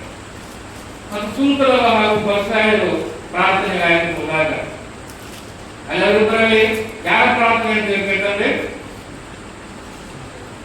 ಯಾರು ಪ್ರತಿಷ್ಠಿಕೊಳ್ತಾರೆ ದೇವರ ಮುಂದೆ? ಸುಂಕದವ. ಆತನ ಆಕಾಶದ ಕಡೆ ನೋಡಲು ಕೂಡ ಮನಸ್ಸಿಲ್ಲದೆ ಏನಂತೆ ದೇವರ ಮುಂದೆ ಪಾಪಿಗಳನ್ನು ಕರುಣಿಸುವುದಾಗಿ ಪ್ರಾರ್ಥನೆ ಮಾಡಿದ. ದೇವರ ಮುಂದೆ ತನ್ನನ್ನು ತಗ್ಗಿಸಿಕೊಂಡು ತನ್ನ ತಪ್ಪನ್ನು ಅರಿಕೆ ಮಾಡುವ ಪ್ರತಿಯೊಬ್ಬರಲ್ಲಿ ನಾವು ಬದಲಾವಣೆಯನ್ನು ಕಾಣ್ತೇವೆ. ಪ್ರಿಯ ಭಕ್ತನಾದ ದಾವೀದ ತನ್ನ ಪಾಪವನ್ನು ದೇವರ ಮುಂದೆ ಅರಿಕೆ ಮಾಡದೇ ಇದ್ದಾಗ ಆತನ ಶಿಕ್ಷಾ ಆತನ ರಕ್ಷಾ ಹಸ್ತನ ಮೇಲೆ ಏನಾಗಿದೆ? ಭಾರವಾಗಿದೆ ಎಂಬುದಾಗಿ ದಾವೀದನು ಹೇಳ್ಕೊಳ್ತಾರೆ. ಮನೆಗೆ ಆತನ ತನ್ನ ತಪ್ಪನ್ನು ಒಪ್ಪಿಕೊಂಡಾಗ ದಾವೀದನಿಂದ ಆ ಭಾರ ಕಡಿಮೆ ಆಯಿತು. ಆತನು ಕೂಡ ದೇವರ ಆಶೀರ್ವಾದವನ್ನು ಹೊಂದಿ ಆತನು ಆ ದೇಶದ ರಾಜ್ಯನಾಗಿ ಹೊಂದುವುದನ್ನು ಕೂಡ ನಾವು ನೋಡ್ತೇವೆ. ಹಾಗಾದ್ರೆ ನಾನು ನೀನು ದೇವರ ಮುಂದೆ ಇವತ್ತು ನನ್ನ ನಿನ್ನ ತಪ್ಪನ್ನು ಅರಿಕೆ ಮಾಡದೇ ಇದ್ದಾಗ ನಮ್ಮ ಮೇಲೆ ಆತನ ಹಸ್ತ ಕೂಡ ಏನಾಗುತ್ತದೆ? ಭಾರವಾಗಿರುತ್ತದೆ. ಕಾರಣ ಎಲ್ಲ ಕಥೆಯನ್ನ ಕೇಳಿದಂತ ನಾವು ಕ್ರೂಜೆಯ ಮೇಲೆ ಹೋರಾಡಿ ಅಂತ ಒಂದು ಕಷ್ಟದಲ್ಲಿ ಇದ್ದಾಗ ಯಾವ ದೀಕ್ಷಾ ಸ್ನಾನ ಇಲ್ಲ, ಯಾವ ಒಂದು ಇದು ಇಲ್ಲ, ಅಂತ ಒಂದು ಕಳ್ಳ ಸ್ವಾಮಿಯ ಒಂದು ಆಶೀರ್ವಾದದಿಂದ ಸ್ವಾಮಿಯನ್ನು ಕರುಣಿಸಿ ಆತನನ್ನು ನುಡಿದಾಗ ಸ್ವಾಮಿ ಆತನನ್ನು ಕರುಣಿಸಿ ಏನ್ ಮಾಡಿದ್ರು? ಆತನಿಗೆ ಪರದೇಶದಲ್ಲಿರುವಂತ ಭಾಗ್ಯ ಕೊಟ್ಟರು. ಆದ್ರೆ ನಮಗೆಲ್ಲ ಏನ್ ಕೊಟ್ಟಂದ್ರೆ ಎಂಥ ಅವಕಾಶಗಳನ್ನು ಕೊಟ್ಟಾರೆ. ನಿಮ್ಮನ್ನ ಎಲ್ಲಾ ಚಟುವಟಿಕೆಗಳಿಗೆ ಭಾಗವಹಿಸಲು ಸಾಗಿ ಹೋದ್ರೆ ಏನ್ ಮಾಡ್ತಾ ಇದ್ದಾರೆ? ಕರೀತಾ ಇದ್ದಾರೆ. ನಾವೆಲ್ಲ ಚಿಕ್ಕವರಿದ್ದಾಗ ಇಂಥ ಒಂದು ಅವಕಾಶಗಳು ಸತ್ಯ ಇರಲಿಲ್ಲ. ಹಾಡುವುದಕ್ಕಾಗಲಿ, ಬೈಬಲ್ ಓದುವುದಕ್ಕಾಗಲಿ, ದೇವರ ಕಾರ್ಯಗಳಲ್ಲಿ ನಾವು ಆಸಕ್ತಿಯಿಂದ ಮುಂದುವರಿಯುವ ಯಾವುದೇ ಅವಕಾಶವಿಲ್ಲ. ಈಗ ಬಂದಂತ ನಮ್ಮ ಸಭಾಪಾಲಕರಿಗೆ ನಾವು ಈ ಒಂದು ವಿಷಯಕ್ಕಾಗಿ ನಾನು ಯಾವಾಗಲೂ ಕೃತಜ್ಞನಾಗಿದ್ದೇನೆ. ಎಲ್ಲರಿಗೂ ಒಂದು ಒಳ್ಳೆಯ ಅವಕಾಶ ಕೊಟ್ಟಾರೆ. ಕಳೆದ ನಿಮ್ಮ ಸೇವೆಯನ್ನು ಮಾಡ್ರಿ, ನಿಮ್ಮ ಸಾಕ್ಷಿಯನ್ನು ಹೇಳ್ರಿ, ಪ್ರಾರ್ಥನೆ ಮಾಡ್ರಿ, ಯಾವನಷ್ಟರು ಕೂಟಗಳಿಗೆ ಬರ್ರಿ, ನೀವು ದೇವರ ಕಾರ್ಯದಲ್ಲಿ ಅಭಿವೃದ್ಧಿ ಎಂಬುದಾಗಿ ಒಂದು ಒಳ್ಳೆಯ ಅವಕಾಶವನ್ನ ನಮ್ಮ ಸಭಾಪಾಲಕರು ಪ್ರಾರ್ಥನೆ ನೋಡ್ರಿ. ಆ ಕಾಲಕ್ಕೆ ಆ ಪೂಜೆ ಮೇಲೆ ಏನಾಗಿತ್ತು? ಆತನ ಕೈಗಳು ಕಟ್ಟಲ್ಪಟ್ಟಿದ್ವು, ಕಾಲುಗಳನ್ನು ಕೂಡ ಕಟ್ಟಿದ್ರು. ದೇವರಿಗೆ ಅವನು ಎರಡೂ ಕೈ ಮುಗಿದು ಪ್ರಾರ್ಥನೆ ಮಾಡಲು ಅವನಿಗೆ ಅವಕಾಶವಿಲ್ಲ. ಮೊಣಕಾಲನ್ನು ಬೇಡಿಕೊಳ್ಳಲು ಆತನಿಗೆ ಅವಕಾಶವಿಲ್ಲ. ಆದರೂ ಕೂಡ ನೇರವಾಗಿ ಅಲ್ಲಿ ನೋಡಕ್ ಕೂಡ ಅವನಿಗೆ ಅವಕಾಶವಿಲ್ಲ. ಅವನ ಬರೀ ಕಿವಿಯಿಂದ ಕೇಳಿಸಿಕೊಂಡು ಸ್ವಾಮಿ ಒಂದೇ ಮಾತನ್ನು ಅವನು ಕೇಳಿಸ್ಕೊಂಡಿರ್ಬೋದು. ಕ್ಷಮಾಗುಣದ ಒಂದು ಮಾತನ್ನು ಕೇಳಿಸ್ಕೊಂಡ, ಎಲ್ಲವನ್ನೂ ಕೇಳಿಸ್ಕೊಂಡ. ಹೀಗಾಗಿ ಆತನಾದ ಈತನು ಒಳ್ಳೆಯ ಮನುಷ್ಯ, ಈತನಿಗೆ ಶಿಕ್ಷೆ ಯೋಗ್ಯವಾದಂತೆಲ್ಲ ಎಂಬುದಾಗಿ ಕಾರಣಕ್ಕೆ ತಂದೆಯ ರಾಜ್ಯವನ್ನು ಪಡೆದು ಬರುವಾಗ ನನ್ನನ್ನು ನೆನೆಸಿಕೊ ಎಂಬುದಾಗಿ ಆತನು ಪಶ್ಚಾತ್ತಾಪ ಪಟ್ಟಾಗ ಸ್ವಾಮಿ ಕರುಣಿಸಿ ಆತನಿಗೆ ಪರದೇಶ ಪಾತ್ರವನ್ನು ಕೊಡ್ತಾರೆ. ಇದೇ ಕಾರಣ ನಾವು ಕೂಡ ಇವತ್ತು ಪರಿಶುದ್ಧನಾದ ಯೇಸು ಸ್ವಾಮಿ ಮುಂದೆ ನಮ್ಮನ್ನು ತಲುಪಿಸಿಕೊಂಡು ನಮ್ಮ ತಪ್ಪುಗಳನ್ನು ಆ ಮುಂದೆ ಅರಿಕೆ ಮಾಡಿ ಆ ಕಣ್ಣನ್ನು ಪಡೆದಂತೆ ಆ ಪರದೇಶದ ಬಗ್ಗೆ ನಾವೆಲ್ಲರೂ ಹೊಂದಿಕೊಳ್ಳಿಕ್ಕಾಗುವಂತೆ ನಮ್ಮ ತಂದೆಯಾದ ದೇವರು ತನ್ನ ಆತ್ಮವನ್ನು ಸಹಾಯ ಮಾಡಿ. ಆಮೇಲೆ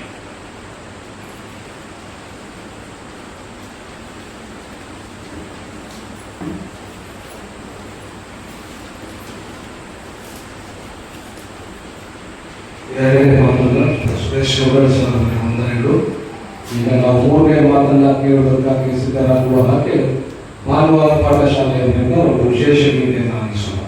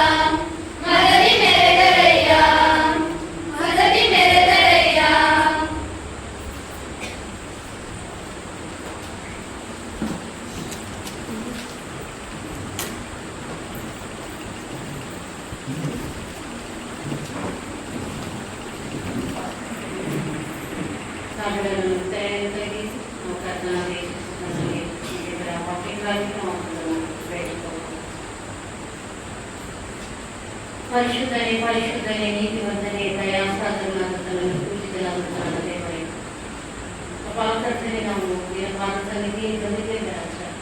ನಿಮ್ಮ ಪ್ರಸನ್ನತೆಯನ್ನು ತುಂಬಿಸಿ ಕರ್ತನೆ. ಅಪ್ಪ, ನಿನ್ನ ಪೂಜೆಯಲ್ಲಿ ರಾವಣಿಯಲ್ಲಿ ನಾವೆಲ್ಲರೂ ನಿಂತಿದ್ದೇವೆ ಕರ್ತನೆ. ನಮ್ಮನ್ನ ಕ್ಷಮಿಸಿದೆ ಒಂದು ಕರ್ತನೆ, ನಮ್ಮ ಅಪರಾಧಗಳ ನಿಮಿತ್ತ ನೀನು ಚರ್ಚಲ್ಪಟ್ಟಿ ನನಗೆ ಕ್ಷೇಮವನ್ನು ಉಂಟು ಮಾಡಲು ನೀನು ಪೂಜೆಯಲ್ಲಿ ನಿನ್ನ ಪ್ರಾಣವನ್ನು ಕೊಟ್ಟಿ ಕರ್ತನೆ. ಆ ತ್ಯಾಗಕ್ಕಾಗಿ ನಿನ್ನನ್ನು ವಂದಿಸುತ್ತೇವೆ ರಾಜ. ಅಪ್ಪ, ನೀನು ಕೊಟ್ಟಿರ್ತಂತ ನಿನ್ನ ಅಮೂಲ್ಯ ಪ್ರಾಣ ರಕ್ತ ಇವುಗಳಿಗಾಗಿ ನಿಮಗೆ ಸ್ತೋತ್ರ ಕರ್ತನೆ. ನಮಗೆ ಯಾವ ಯೋಗ್ಯತೆಯೂ ಇಲ್ಲ ಕರ್ತನೆ. ನಿಮ್ಮ ಪ್ರಾಣವುಳ್ಳ ದಾಸದ ಕಡೆಗೆ ನಮ್ಮನ್ನು ತಪ್ಪಿಸಿಕೊಳ್ತೇವೆ ರಾಜ. ನಮ್ಮನ್ನು ಕ್ಷಮಿಸಿಸುವೆ. ಅಪ್ಪ, ನಾವು ಪದೇ ಪದೇ ಪಾಪ ಮಾಡಿಕೊಂಡು ನಿನ್ನನ್ನು ಶಿಲುಬೆಗೆ ಹಾಕಿಸುವುದು ನಾವು ಆಗಿದ್ದೇವೆ ಕರ್ತನೆ. ನಮ್ಮನ್ನ ಕ್ಷಮಿಸು ಕರ್ತನೆ. ನಮ್ಮೆಲ್ಲರನ್ನ ಕ್ಷಮಿಸಿ ಆ ನಿತ್ಯದ ರಾಜ್ಯದ ಬಾಧ್ಯತೆಗೆ ನಮ್ಮನ್ನ ಭದ್ರಪಡಿಸು. ಈ ವಾಕ್ಯವನ್ನು ನಿನ್ನ ಕೈಗಳಲ್ಲಿ ಒಪ್ಪಿಸಿಕೊಡುತ್ತೇನೆ ರಾಜ. ಅಪ್ಪ, ನಮಗೆ ಬೋಧಿಸಲು ಬೇಕಾದ ಜ್ಞಾನವನ್ನು ಕೊಡ್ರಿ. ನಿನ್ನ ಆತ್ಮನ ಸಹಾಯಕರನ್ನಾಗಿ ಕಳಿಸಲಿ. ಪವಿತ್ರಾತ್ಮದಲ್ಲಿ ನಿಮಗೆ ವಂದನೆಯನ್ನು ಸಲ್ಲಿಸುತ್ತೇವೆ. ನಮ್ಮ ಪ್ರಸನ್ನತೆ ಈ ಆಲಯದ ಸುತ್ತಲೂ ಆವರಿಸಲಿಕ್ಕೆ ಯಾವ ಅಂಧಕಾರದ ಶಕ್ತಿಗಳು ಕರ್ತನೆ ನಮ್ಮನ್ನು ಮುದ್ದದ ಹಾಗೆ ಕೇವಲ ನಿನ್ನ ವಾಕ್ಯವನ್ನು ಧ್ಯಾನಿಸಿ ಅಪಾಕರ್ತನಿಗೆ ಇದಕ್ಕೆ ನಿನ್ನ ವಾಕ್ಯ ಧ್ಯಾನಕ್ಕೆ ಅಡಚಣೆ ಮಾಡುವಂತ ಎಲ್ಲಾ ಸೈತಾನ ಶಕ್ತಿಗಳನ್ನ ನಜರೇತಿನ ಯೇಸುಕ್ರಿಸ್ತನ ಹೆಸರಿನಲ್ಲಿ ಬಂಧಿಸುತ್ತೇನೆ. ನಿನ್ನ ವಾಕ್ಯದ ಲಾಭವನ್ನು ಕೊಡ್ರಿ, ನಿನ್ನ ವಾಕ್ಯದ ಜ್ಞಾನವನ್ನು ಕೊಡ್ರಿ. ನನ್ನ ಮಾತುಗಳು ಕೇವಲ ನಿನ್ನ ಮಹಿಮೆಗಾಗಿ ಮಾತಾಡಲಿಕ್ಕಾಗುವ ಹಾಗೆ ನಿನ್ನ ಆತ್ಮನ ಮೂಲಕ ನನ್ನ ಬಲಪಡಿಸಿ ನಡೆಸೆಂದು ನಮ್ಮ ಒಡೆಯ ಕಾರ್ಯಕರ್ತರ ಜೊತೆ ರಕ್ಷಕನಾಗಿರುವ ನಜರೇತಿನ ಯೇಸುಕ್ರಿಸ್ತನ ಹೆಸರಿನಲ್ಲಿ ಅತಿ ವಿನಯದಿಂದಲೂ ತಾಳ್ಮೆಯಿಂದಲೂ ಬೇಡಿಕೊಳ್ಳುತ್ತೇವೆ ನಮ್ಮ ಪರಲೋಕದ ತಂದೆಯೇ. ಆಮೆನ್. ಕರ್ತನಲ್ಲಿ ಪ್ರೀತಿಯ ದೇವ ಜನರೇ, ನನಗೆ ಈ ಅವಕಾಶವನ್ನು ಕೊಟ್ಟಂತ ತಂದೆಯಾದ ದೇವರಿಗೆ ನಾನು ತುಂಬ ಹೃದಯದ ಕೋಟಿ ಕೋಟಿ ವಂದನೆಯನ್ನು ಸಲ್ಲಿಸ್ತೇನೆ. ಅದೇ ರೀತಿಯಾಗಿ ನಿಮ್ಮೊಟ್ಟಿಗೆ ಈ ದೇವರ ವಾಕ್ಯವನ್ನು ಹಂಚಿಕೊಳ್ಳಿಕ್ಕಾಗಿ ಕೊಟ್ಟಂತ ಅವಕಾಶಕ್ಕಾಗಿಯೂ ಸಭಾಪಾಲಕರಿಗೂ ಸಭಾಪಾಲ ಸಮಿತಿಯವರಿಗೆ ನನ್ನ ತುಂಬ ಹೃದಯದ ವಂದನೆ ಹಾಗೂ ನಿಮ್ಮೆಲ್ಲರನ್ನು ಪ್ರೀತಿತನಾದ ಯೇಸು ಕ್ರಿಸ್ತನ ಹೆಸರಿನಲ್ಲಿ ಪ್ರೀತಿಯಿಂದ ವಂದಿಸುವವರಾಗಿದ್ದೇನೆ. ಇದು ಯೇಸು ಕ್ರಿಸ್ತನು ಶಿಲುಬೆ ಮೇಲೆ ನುಡಿದಂತ ಮೂರನೇ ಮಾತಿನ ಧ್ಯಾನದಲ್ಲಿ ನಾವು ಇದ್ದೇವೆ. ನಾವು ಮೊದಲನೇ ಎರಡು ಮಾತುಗಳನ್ನು ನಾವು ಆಲಿಸುವಾಗ ಯೇಸು ಕ್ರಿಸ್ತನ ಕ್ರೂಜೆ ಮೇಲೆ ಮೊದಲನೇ ಮಾತು ಕ್ಷಮೆಯ ಮಾತಾಗಿದೆ. ಕ್ಷಮೆಯ ಮಾತು. ಆ ಮಾತು ಮಹಾಯಾಜಕರು ನುಡಿಯುವ ಹಾಗೆ ತನ್ನ ಎಲ್ಲ ನಿಂದಿಸಿದವರಿಗೋಸ್ಕರ ಯೇಸು ಕ್ರಿಸ್ತನು ಕ್ರೂಜೆ ಮೇಲೆ ಸದ್ಯಾದ ದೇವರಿಗೆ ಎಲ್ಲರಿಗೋಸ್ಕರ ಕ್ಷಮಾಪಣೆಯನ್ನ ಕೇಳುವಂತ ಮಾತಾಗಿದೆ. ಎರಡನೆಯ ಮಾತು ಕ್ಷಮೆಯ ಮತ್ತು ರಕ್ಷಣೆಯ ಮಾತಾಗಿದೆ. ಕ್ಷಮೆಯ ಮತ್ತು ರಕ್ಷಣೆಯ ಮಾತಾಗಿದೆ. ಇವತ್ತೇ ನನ್ನ ಸಂಗಡ ನೀನು ಪರದೈಸಿನಲ್ಲಿರುವೆ ಅಂತ ದೇವರು ಕೊಟ್ಟಂತ ಆ ಕಳ್ಳನಿಗೂ ಕೊಟ್ಟಂತ ಅಭಯ ವಚನವು ಹಾಗೂ ಆತನ ಕ್ಷಮೆಯು ಆ ಮಾತಿನಲ್ಲಿ ಅಡಕವಾಗಿದೆ.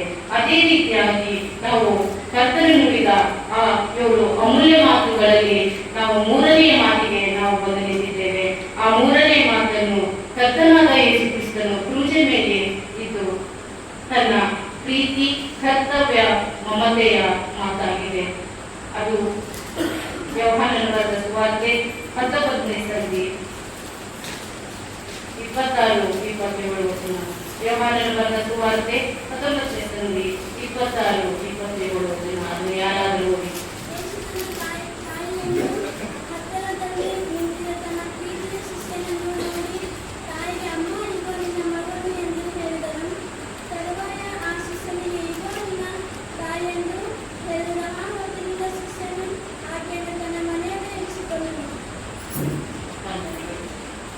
ಕರ್ತನಲ್ಲಿ ಪ್ರೀತಿಯ ಸಹೋದರ ಸಹೋದರಿ, ಈ ಮಾತು ಇದು ಕರ್ತನು ಶಿಲುಬೆ ಮೇಲೆ ನುಡಿದಂತ ಮೂರನೇ ಮಾತು ಪ್ರೀತಿಯ, ಕರ್ತವ್ಯದ, ಮಮತೆಯ ಮಾತಾಗಿದೆ.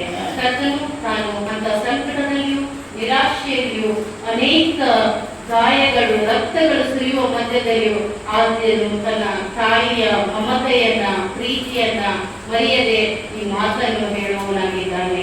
ಕರ್ತನಲ್ಲಿ ಪ್ರೀತಿಯುಳ್ಳ ದೇವರೇ, ಕರ್ತನು ಮನುಷ್ಯ ಕುಮಾರನಾಗಿ ಲೋಕದಲ್ಲಿ ಜನಿಸಿ ಮನುಷ್ಯನ ಅನುಭವಿಸುವ ಎಲ್ಲ ದುಃಖಗಳನ್ನು ಅದನ್ನು ಅನುಭವಿಸಿದವನಾಗಿದ್ದನು. ಅದೇ ರೀತಿಯಾಗಿ ತಾಯಿ ಮರಿಯಾಳ ಗರ್ಭದಲ್ಲಿ ಧರಿಸಿ ಆತನು ದೀನರಲ್ಲಿ ದೀನನಾಗಿ ಜನಿಸಿ ಬಂದು ಅದೇ ರೀತಿಯಾಗಿ ಬಾಲ್ಯವನ್ನು ಕಳೆದು ಅದೇ ರೀತಿಯಾಗಿ ಯೌವನ ಪ್ರಾಯದಲ್ಲಿ ಕೇವಲ ಆತನು 3 ವರ್ಷ ಮಾತ್ರ ದೇವರ ಸೇವೆ ಮಾಡಿ ಎಲ್ಲರ ಪಾಪಗಳನ್ನ ಕ್ಷಮಿಸಿ ಎಲ್ಲಾ ರೋಗಿಗಳನ್ನ ವಾಸಿ ಮಾಡಿದನು. ಅದೇ ರೀತಿಯಾಗಿ ತನ್ನ ಶಿಷ್ಯರನ್ನ ಆತನು 12 ಮಂದಿ ಶಿಷ್ಯರ ಜೊತೆಗೆ ತನ್ನ ಸೇವೆಯನ್ನ ಪ್ರಾರಂಭಿಸುತ್ತಾನೆ. ಅವರು ಬೆಸ್ತರಾಗಿದ್ದರು. ಅವರನ್ನ ಮನುಷ್ಯರನ್ನೇ ಹಿಡಿಯುವ ಮನುಷ್ಯರನ್ನಾಗಿ ಮಾಡಿ ಆತನು ಈ ಲೋಕದಲ್ಲಿ ತನ್ನ ಬೋಧನೆ ಜೀವಿತವನ್ನ ಕಳೆದವನಾಗಿರುತ್ತಾನೆ.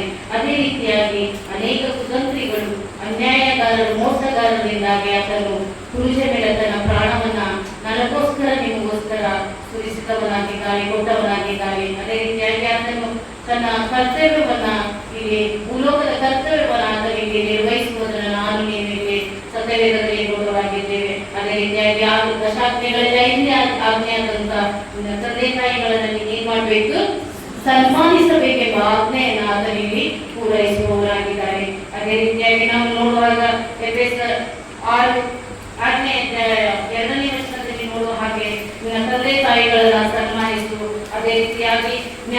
1:8 ನಾವು ನೋಡುವ ಹಾಗೆ, ಮಗನೇ ನಿನ್ನ ತಂದೆಯ ಉಪದೇಶವನ್ನು ಮರೆಯಬೇಡ, ನಿನ್ನ ತಾಯಿಯ ಬೋಧನೆಯನ್ನು ತೊರೆಯಬೇಡ ಎಂಬ ವಾಕ್ಯದ ಪ್ರಕಾರವಾಗಿ ಇದು ಕರ್ತನಾದ ಯೇಸು ಕ್ರಿಸ್ತನು ಶಿಲುಬೆ ಮೇಲೆ ನುಡಿದಂತ ಮಾತು. ಅಮ್ಮ, ಈಗೋ ನಿನ್ನ ಮಗನು, ಈಗೋ ನಿನ್ನ ತಾಯಿ. ಕರ್ತನಿಗೆ ಪ್ರೀತಿಯುಳ್ಳ ದೇವರೇ, ಇಂದು ನಾನು ನೀನು ವಿಚಾರ ಮಾಡುವಂತ ವಿಷಯವೇನೆಂದರೆ, ಇಂದು ನಮ್ಮ ತಂದೆ ತಾಯಿಗಳನ್ನು ನಾವು ಸನ್ಮಾನಿಸುತ್ತಿದ್ದಾಗ ಈ ದಿನಗಳಲ್ಲಿ ನಾವು ನೋಡ್ತಾ ಇದ್ದೇವೆ, ಎಷ್ಟೋ ಅನಾಥಾಶ್ರಮಗಳು, ಎಷ್ಟೋ ವೃದ್ಧಾಶ್ರಮಗಳು ಹುಟ್ಟುಕೊಂಡಿವೆ. ಯಾಕಂದರೆ ಇಂದಿನ ಯುವಜನರಾದ ನಾವು ನಮ್ಮ ತಂದೆ ತಾಯಿಗಳನ್ನ ನಾವೇನ್ ಮಾಡ್ತಿದ್ದೀವಿ, ತಿರಸ್ಕರಿಸ್ತಾ ಇದ್ದೇವೆ. ಇಲ್ಲಿ ಇಂದು ವೃದ್ಧಾಶ್ರಮಗಳು ಏನ್ ಮಾಡ್ತಿದ್ದಿಲ್ಲ, ಹುಟ್ಕೊಂತಿರ್ಲಿಲ್ಲ. ನಾವು ಕರ್ತನ ಮಾದರಿಯನ್ನು ನಮಗೆ ತೋರಿಸಿಕೊಟ್ಟು ಹೋಗಿದ್ದಾನೆ. ಕ್ರೂಜೆ ಮೇಲೆ ನುಡಿದಂತ ಮಾತು, ಈಗೋ ನಿನ್ನ ಮಗನು, ಈಗೋ ನಿನ್ನ ತಾಯಿ. ಕರ್ತನಿಗೆ ಪ್ರೀತಿಯುಳ್ಳ ದೇವರೇ, ಇಂದು ನಾನು ನೀನು ಮಾಡುವಂತ ವಿಚಾರ ನೋಡಿದ್ರೆ ಮುಂದಿನ ವಿಷಯಗಳನ್ನು ನಾವು ನೋಡ್ತೇವೆ. ಆ ಕ್ರೂಜೆ ದೃಶ್ಯಕ್ಕೆ ನಾವು ಬರೋಣ. ಆತನು ಕ್ರೂಜೆ ಮೇಲೆ ತೂಗುತ್ತಿದ್ದಾನೆ, ಆತನಿಗೆ ಅಪಾರವಾದ ನೋವಿದೆ, ದೇಹವೆಲ್ಲ ಗಾಯ, ರಕ್ತ ಸುರಿಯುತ್ತಿದೆ. ಅಂತ ಸಮಯದಲ್ಲೂ ಕೂಡ ಆತನು ತನ್ನ ತಾಯಿಯ ವಿಚಾರವನ್ನಾಗಿ ಮಾಡುವುದನ್ನು ನಾವು ನೋಡ್ತೇವೆ. ಆ ಸಂದರ್ಭದಲ್ಲಿ ನಾವು ನೋಡುವಾಗ ಮರಿಯ ಗಣನಾಥ ಯೋಸೇಫನು ತೀರಿ ಹೋಗಿದ್ದ. ಅವರಿಗೆ 11 ಮಂದಿ ಮಕ್ಕಳಿದ್ರು. ಅದರಲ್ಲಿ ಮೊದಲನೇ ಯೇಸು ಸ್ವಾಮಿಯೇ ಆಗಿದ್ರು. ಆದ್ರೆ ಅಷ್ಟು ಮಂದಿ ಮಕ್ಕಳಿದ್ರು. ಯೇಸು ಸ್ವಾಮಿ ಯಾಕೆ ಈ ಜವಾಬ್ದಾರಿಯನ್ನ ತನ್ನ ಪ್ರೀತಿಯ ಶಿಷ್ಯರಿಗೆ ಒಪ್ಪಿಸಬೇಕಾಗಿತ್ತು? ಆತನು ಈ ಲೋಕದ ಜವಾಬ್ದಾರಿಯನ್ನ ಆತನ ನೆರವೇರಿಸಲೇಬೇಕಾಗಿತ್ತು. ಅದಕ್ಕೋಸ್ಕರ ಕ್ರೂಜೆಯ ಅಂತ ನೋವಿನಲ್ಲಿರುವಾಗಲೂ ಕೂಡ ಆತನು ತನ್ನ ಪ್ರೀತಿಯ ಶಿಷ್ಯರಿಗೆ ತನ್ನ ತಾಯಿಯನ್ನ ಒಪ್ಪಿಸುವನಾಗಿದ್ದಾನೆ. ಅದಕ್ಕೆ ಹೇಳ್ತಾನೆ, ತಾಯಿಗೆ ಈಗೋ ನಿನ್ನ ಮಗನು, ಈಗೋ ನಿನ್ನ ತಾಯಿ. ಆದ್ದರಿಂದ ಆ ಶಿಷ್ಯನು ಆ ತಾಯಿಯನ್ನ ತನ್ನ ತಾಯಿಯಂತೆ ತನ್ನ ಮನೆಯಲ್ಲಿ ಇಟ್ಕೊಂಡು ಆತನು ಸಲಹುವನಾಗಿದ್ದಾರೆ. ಪ್ರೀತಿಗಳ ದೇವತೆ, ಇಂದಿನ ನಾವು ವಿಚಾರ ಮಾಡುವಾಗ ದೇವರು ನಿನಗೆ ಒಂದು ಮಾದರಿಯನ್ನು ಕೊಟ್ಟು ತೋರಿಸಿ ಹೋಗಿದ್ದಾನೆ. ಅದೇ ರೀತಿಯಾಗಿ ನಾವು ನಮ್ಮ ಜೀವಿತದಲ್ಲಿ ನಮಗಿರುವಂತಹ ತಂದೆ ತಾಯಿಗಳನ್ನ, ಗುರು ಹಿರಿಯರನ್ನ ನಾವು ಸನ್ಮಾನಿಸುವ ಕರ್ತವ್ಯ ನಮ್ಮದಾಗಿದೆ. ಯೇಸು ಸ್ವಾಮಿ ಅಲ್ಲಿ ಮರಿಯದ ದೃಶ್ಯವನ್ನು ನಾವೆಲ್ಲರೂ ಚಿಕ್ಕವರಿದ್ದಾಗ ಅದರ ದೃಶ್ಯವನ್ನು ನೋಡಿದ್ದೇವೆ. ಫಿಲ್ಮನ್ನು ಹಾಕ್ತಿದ್ರು ದಯಾಸಾಗರ್ ಅಂತೇಳಿ. ಅವಾಗ ಯೇಸು ಕ್ರೂಜೆ ಮೇಲೆ ಕೂತಿರ್ತಾನೆ. ಆದರೆ ತಾಯಿ ಎಲ್ಲರೂ ಬೇಡ್ಕೊಂಡಿರ್ಬೇಕು. ಮರಿಯಳಾವಾಗ ನನ್ನ ಮಗನನ್ನ ಬಿಡಿಸಿ ಆ ದೃಶ್ಯವನ್ನು ನೋಡುವಾಗ ನಮ್ಮ ಕಣ್ಣುಗಳಲ್ಲಿ ಏನ್ ತುಂಬಿತ್ತು? ನೀರು ತುಂಬಿತ್ತು. ಪ್ರತಿಯೊಂದು ತಾಯಿಗೂ ಆ ನೋವು, ತನ್ನ ಮಕ್ಕಳ ನೋವನ್ನು ಸಹಿಸಿಕೊಳ್ಳಿಕ್ಕೆ ಸಾಧ್ಯನೇ ಇಲ್ಲ. ತನ್ನ ಮಕ್ಕಳ ಮರಣವನ್ನು ತಂದೆ ತಾಯಿ ಎಂದೂ ಸಹಿಸಿಕೊಳ್ಳಲ್ಲ. ತನ್ನ ಮಕ್ಕಳ ಸಮಾಧಿಯನ್ನು ತಂದೆ ತಾಯಿಗಳು ಎಂದೂ ಸಹಿಸಿಕೊಳ್ಳಲ್ಲ. ಲೋಕಾಯುಕ್ತಿ ಪ್ರಕಾರ ತಂದೆ ತಾಯಿಯ ಸಮಾಧಿಯನ್ನು ಯಾರು ಕಟ್ಟಬೇಕು? ಮಾಡ್ಬೇಕಾರು ಮಾಡ್ಬೇಕಾರು ಮಕ್ಕಳು ಮಾಡ್ಬೇಕು. ಆದ್ರೆ ಇಂಥ ಪರಿಸ್ಥಿತಿ ಯಾರಿಗೋಗಿ ಬಂದಿದೆ? ಈಗ ತನ್ನ ಮಗನನ್ನ ಸಾವನ್ನು ನೋಡುವಂತ ಪರಿಸ್ಥಿತಿ ಮರೆಯಲಿಕ್ಕೆ ಒದಗಿ ಬಂದಿದೆ. ಅವ್ರು ಎಷ್ಟು ನೋಡ್ಬಿಟ್ಟಿರ್ಬೇಕಿಲ್ಲ ಆ ಸಮಯದಲ್ಲಿ.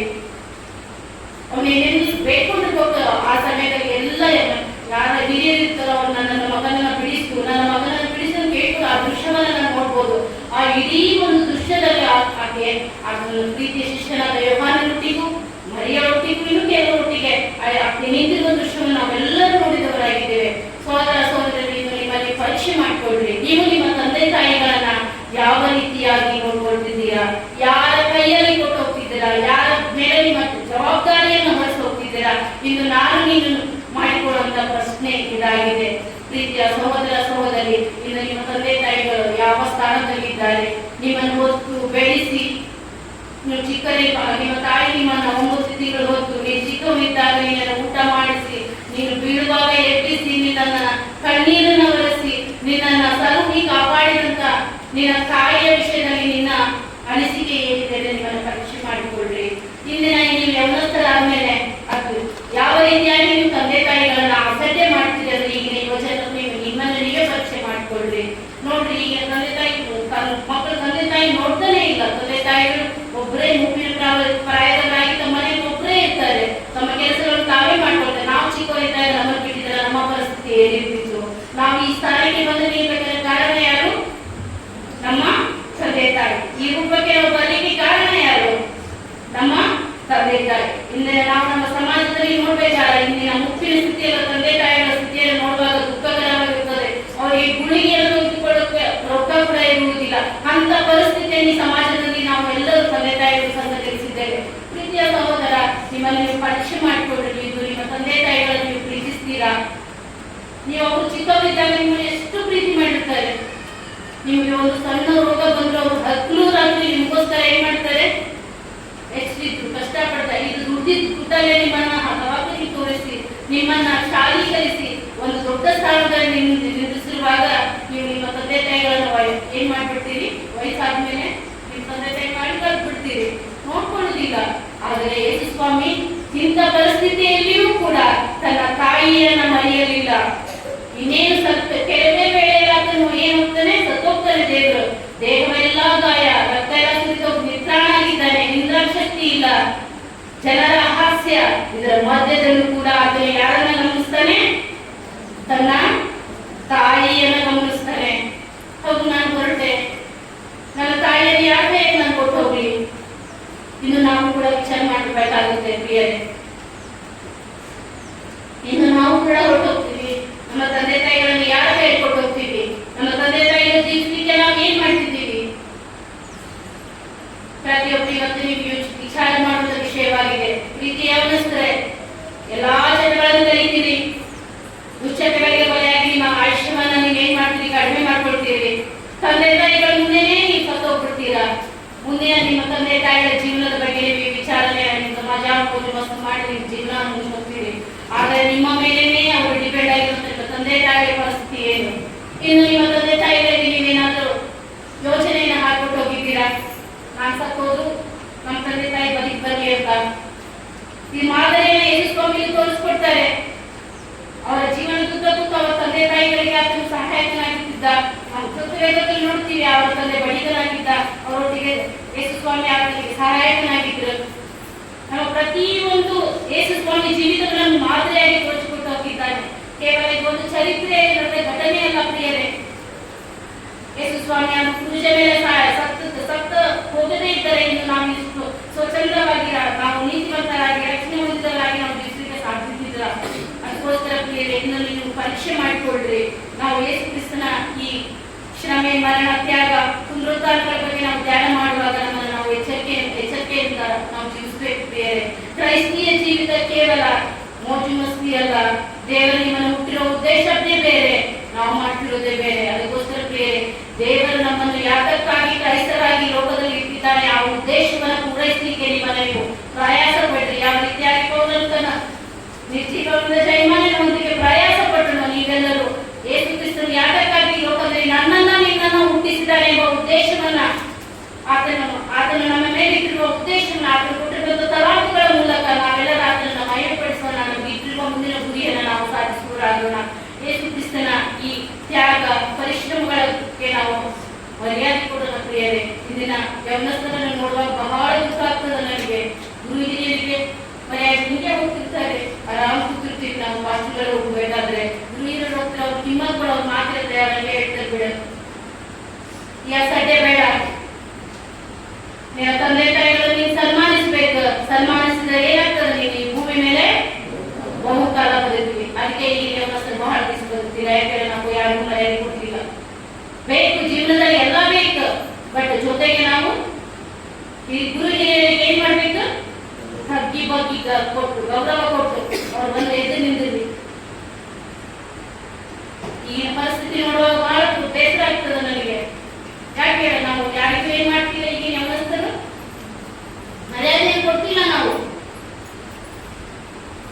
ಎಚ್ಚರ ಪ್ರಿಯರೇ, ನನ್ನ ಲೆಕ್ಕ ಕೇಳಲಿಕ್ಕೆ ಬರ್ತಿದ್ದಾರೆ. ಏನು ದೇವರ ಪೂಜೆ ಮೇಲಿಲ್ಲ. ನಾನು ಹೇಳಿದ ಪೂಜಿತರ ಕರೆ ಯಾರಿಗೆ? ಸುಮಾಡಿ ಸಭೆಯವರಿಗೆ ನಾನು ಸಾಲ ಹೇಳ್ತೇನೆ. ಇದು ಹಂಗೆ ಕಟ್ಟಿದಂತ ಸಭೆ ಅಲ್ಲ ಪ್ರಿಯರೇ. ಮಿಷನರಿಗಳು ಇಂಡಿಯಾಕ್ಕೆ ಬಂದು ಮಜಾ ಮಾಡಿ ಕಟ್ಟಿ ಹೋಗಿಲ್ಲ ಈ ಸಭೆನ. ಕಷ್ಟಪಟ್ಟು ಅವರ ಜೀವನವನ್ನ, ಅವರ ಯೌವನವನ್ನ, ಅವರ ಈ ಆಸ್ತಿಗಳನ್ನು ತ್ಯಾಗ ಮಾಡಿ ಕಟ್ಟಿದಂತ ಸಭೆ ಇದು. ಇಂಥ ಸಭೆಯಲ್ಲಿ ಮಜಾ ಮಾಡೋದು ನಡೆಯುತ್ತಿಲ್ಲ ಪ್ರಿಯರೇ. ಅದನ್ನ ಯಾರೇ ಉತ್ತರ ಕೊಡ್ತಾರೆ ನಾಳೆ ಇರುವಂತ ಕಲ್ಲು ಮಣ್ಣುಗಳ ಉತ್ತರ ಹೇಳ್ತಾರೆ ನಿಮ್ಗೆ.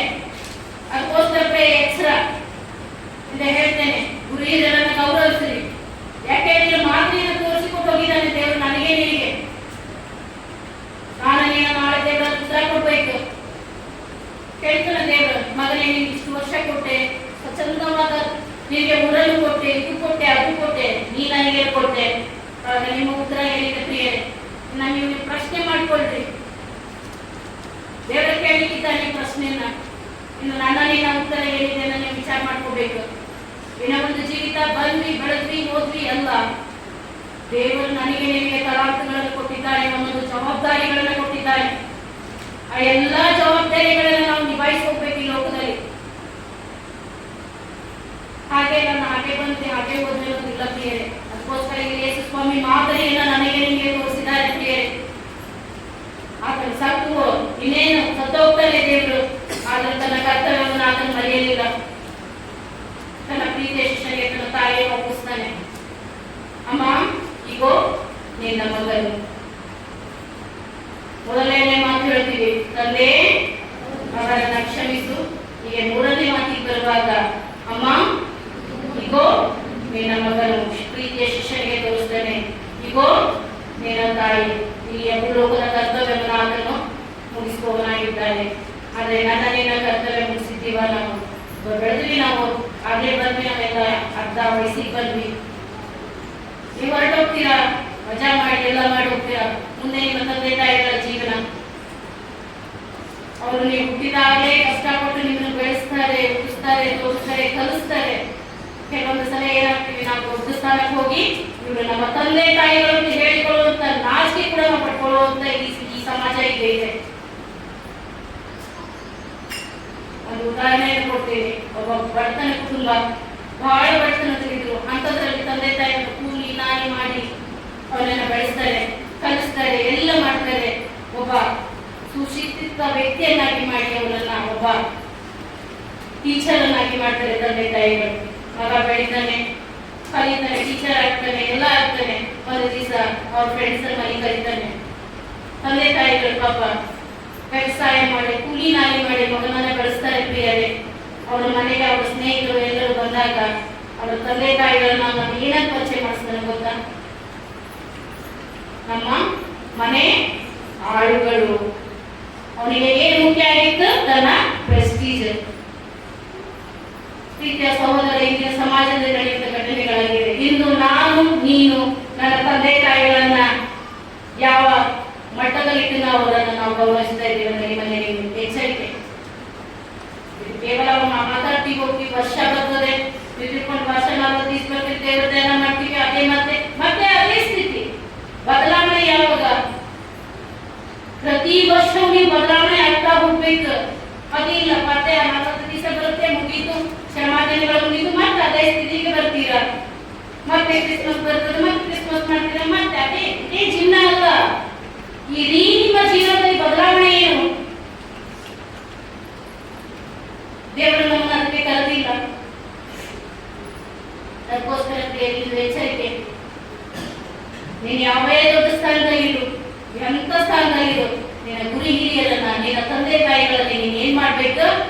ಸನ್ಮಾನಿಸ್ಬೇಕು. ನೀನೆಲ್ಲವೂ ಇರು, ದೊಡ್ಡ ಸಭೆ ಸಮಾರಂಭದಲ್ಲಿರು, ನಿನ್ನ ಗುರಿ ಹಿರಿಯರು, ನಿನ್ನ ತಂದೆ ತಾಯಿ ಬಂದಾಗ ನೀನು ಎದ್ದು ಬರ್ಬೇಕು. ಇದೇ ನಾವು ಕೊಡುವಂತ ಗೌರವ, ಕರ್ಕೊಂಡು ಹೋಗ್ಬೇಕು. ನಾಚಿಕೆ ಪಡಬೇಡ. ನಿನ್ನ ತಂದೆ ಗೌರವ ಹೋಗೋಣ, ನಾಚಿಕೆ ಪಡಬೇಡ. ಯಾಕೆ ನೀನು ಈ ಸ್ಥಾನದಲ್ಲಿ ನಿಲ್ಲಿಕ್ಕೆ ಕಾರಣ ನಿನ್ನ ತಂದೆ ಪರಿಶ್ರಮ, ನಿನ್ನ ತಾಯಿಯ ಪರಿಶ್ರಮ. ನೀವು ಪರೀಕ್ಷೆ ಮಾಡಿಕೊಡ್ರಿ. ಯಾರ್ಯಾವ ನಿಮ್ಮ ತಂದೆ ತಾಯಿಗಳಿಗೆ ನೀವು ಗೌರವ ಕೊಡುವುದಿಲ್ಲವೋ, ನಿಮ್ಮ ಗೌರವವನ್ನು ಕೊಡೋದು ಕಲೀರಿ. ನೀವು ಮೊದಲು ನಿನ್ನ ತಂದೆ ತಾಯಿ ಸನ್ಮಾನಿಸಿದ್ರೆ ನಿಮ್ಮ ಲೋಕದಲ್ಲಿರೋ ದೇವರನ್ನು ಕೂಡ ನೀನು ಏನ್ ಮಾಡ್ತೀಯಾ? ಸನ್ಮಾನಿಸ್ತೀಯ. ಅದಕ್ಕೆ ಕೂಡ ನೀನು ಗೌರವವನ್ನು ಕೊಡ್ತೀಯ. ನೀನು ಕಣ್ಣಿಗೆ ಕಾಣೋ ನಿನ್ನ ತಂದೆ ತಾಯಿಗಳನ್ನೇ ನೀನು ಸನ್ಮಾನಿಸದೆ ಹೋದ್ರೆ, ಕಣ್ಣಿಗೆ ಕಾಣದಿರುವ ನಿನ್ನ ಜೀವನವನ್ನು ಹೇಗೆ ಪ್ರೀತಿಸ್ತೀಯ, ಸನ್ಮಾನಿಸ್ತೀಯ? ಪ್ರೀತಿಯ ಸಹೋದರ ಸಹೋದರಿ, ಯೇಸು ನಮಗೆ ಮಾದರಿಯನ್ನು ತೋರಿಸಿಕೊಟ್ಟಿದ್ದಾರೆ. ಆತನು ತನ್ನ ಈ ಮಾತಿನ ಮೂಲಕ ನಮಗೆ ತಿಳಿಸುವ 3 ವಿಷಯಗಳನ್ನು ನಿಮಗೆ ಹಂಚಿಕೊಳ್ತೇನೆ. ಮೊದಲನೆಯದು, ನಮ್ಮ ಮರಣದ ಬಗ್ಗೆ ಮುಂಚೆ ಯೋಚನೆಯನ್ನ ಹಾಕಬೇಕು. ಪ್ರೀತಿಯ ಸಹೋದರ, ಈಗ ನಾನು ಹೇಳಿದೆ, ಯೌವನಸ್ಥರು ಬೇಗ ಫಾಸ್ಟ್ ಅವ್ರ ಲೈಫ್. ಮೊದಲಿನ ಎಷ್ಟು ವಯಸ್ಸಿಗೆ ಸಾಯ್ತಿದ್ರು? 60, 70. ಈಗ ಇವಾಗಲೂ ಏನಾಗಿತ್ತು? Heart attack ಮುಗೀತ. 40, 35, 40 ವಯಸ್ಸು. ಯಾಕೆ ಹೇಳಿ? ಅವರ ಜೀವನ ಶೈಲಿ. ಈಗ ನಾವು ನೋಡ್ತೀವಿ, ಎಷ್ಟೋ ವಿದ್ಯಮಾನಗಳಲ್ಲಿ ನಾವು ನೋಡ್ತಾ ಇದ್ದೇವೆ, ಮುಗಿದಾಯ್ತು ನಮ್ಮ ಜೀವನ.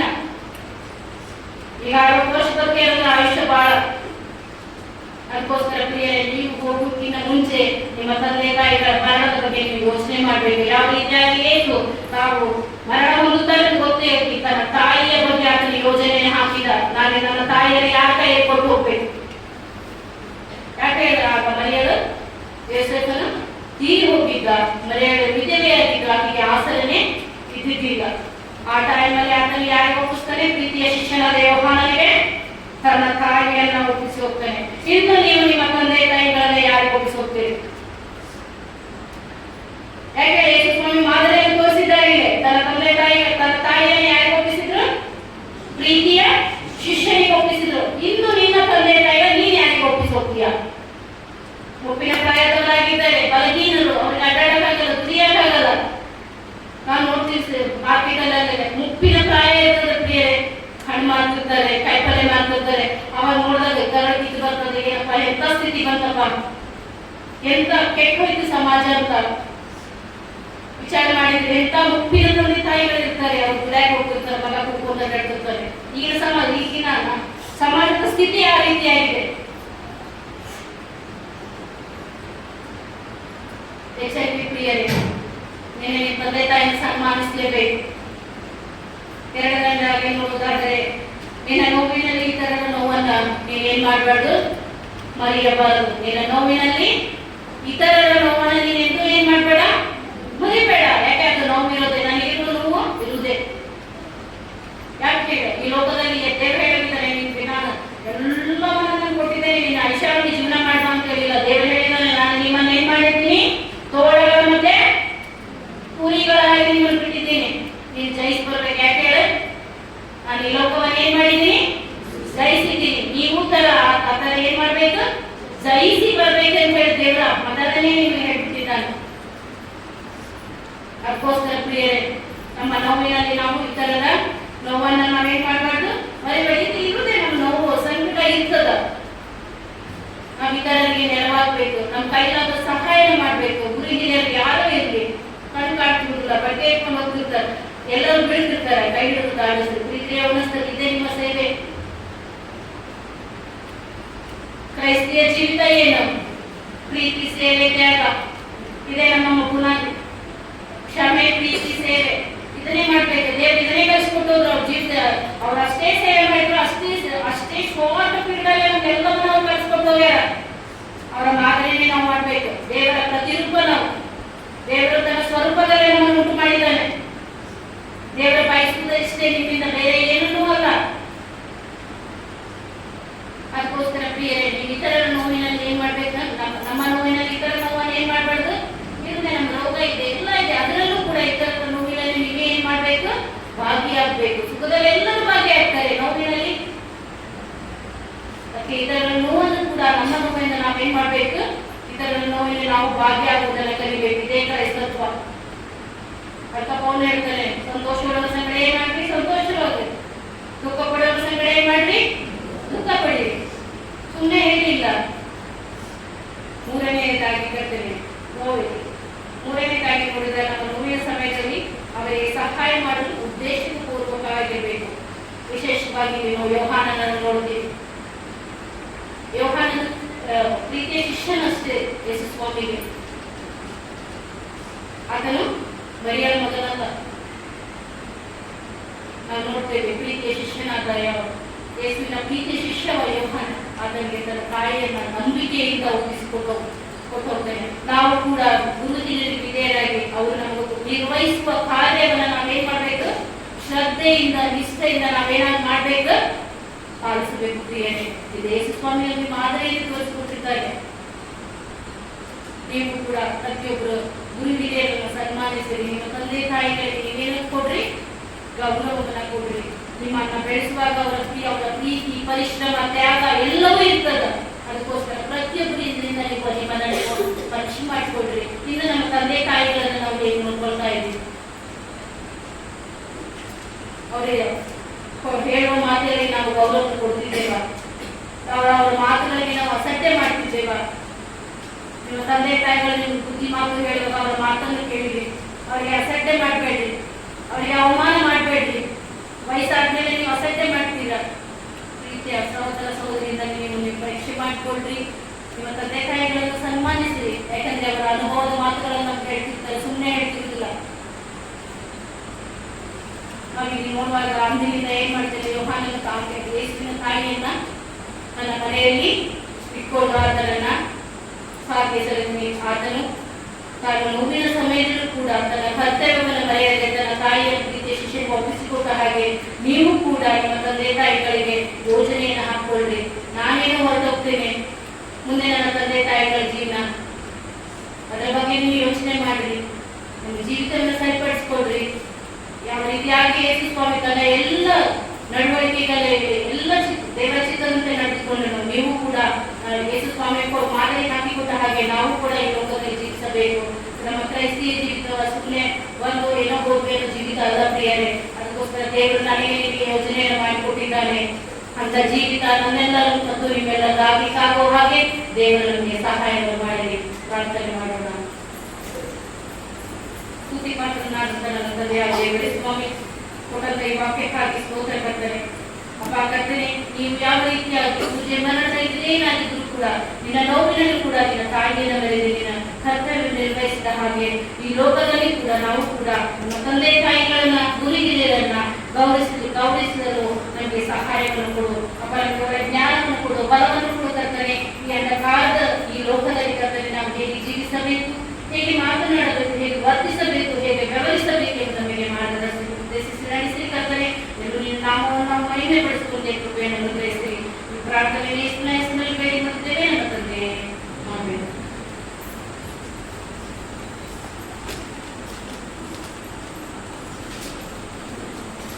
ಧನ್ಯವಾದ ಶ್ರೀಮತಿ ಎಲ್ಜಾಡವಳ್ಳಿ ಅವರಿಗೆ ವಂದನೆಗಳು. ಈಗ 4ನೇ ಮಾತನ್ನ ಕೇಳುವುದಕ್ಕಾಗಿ ನಾವು ಸಿದ್ಧರಾಗುವ ಹಾಗೆ ನಮ್ಮ ಸಭೆಯ ಯೋಜನಾ ಪ್ರಾರ್ಥನಾ ಕೂಟದಿಂದ ಒಂದು ವಿಶೇಷ ಗೀತೆಯನ್ನು ಆಲಿಸೋಣ. ಇದಾದ ಬಳಿಕ 4ನೇ ಮಾತನ್ನ ಸಭಾಯರಾದ ಶ್ರೀ ಸುರೇಶ್ ಬಾಯಿಂದ ನಾವು ನಡೆಸಿಕೊಳ್ಳುವಂತೆ ನಾನು ಕೇಳಿಕೊಳ್ಳುತ್ತೇನೆ.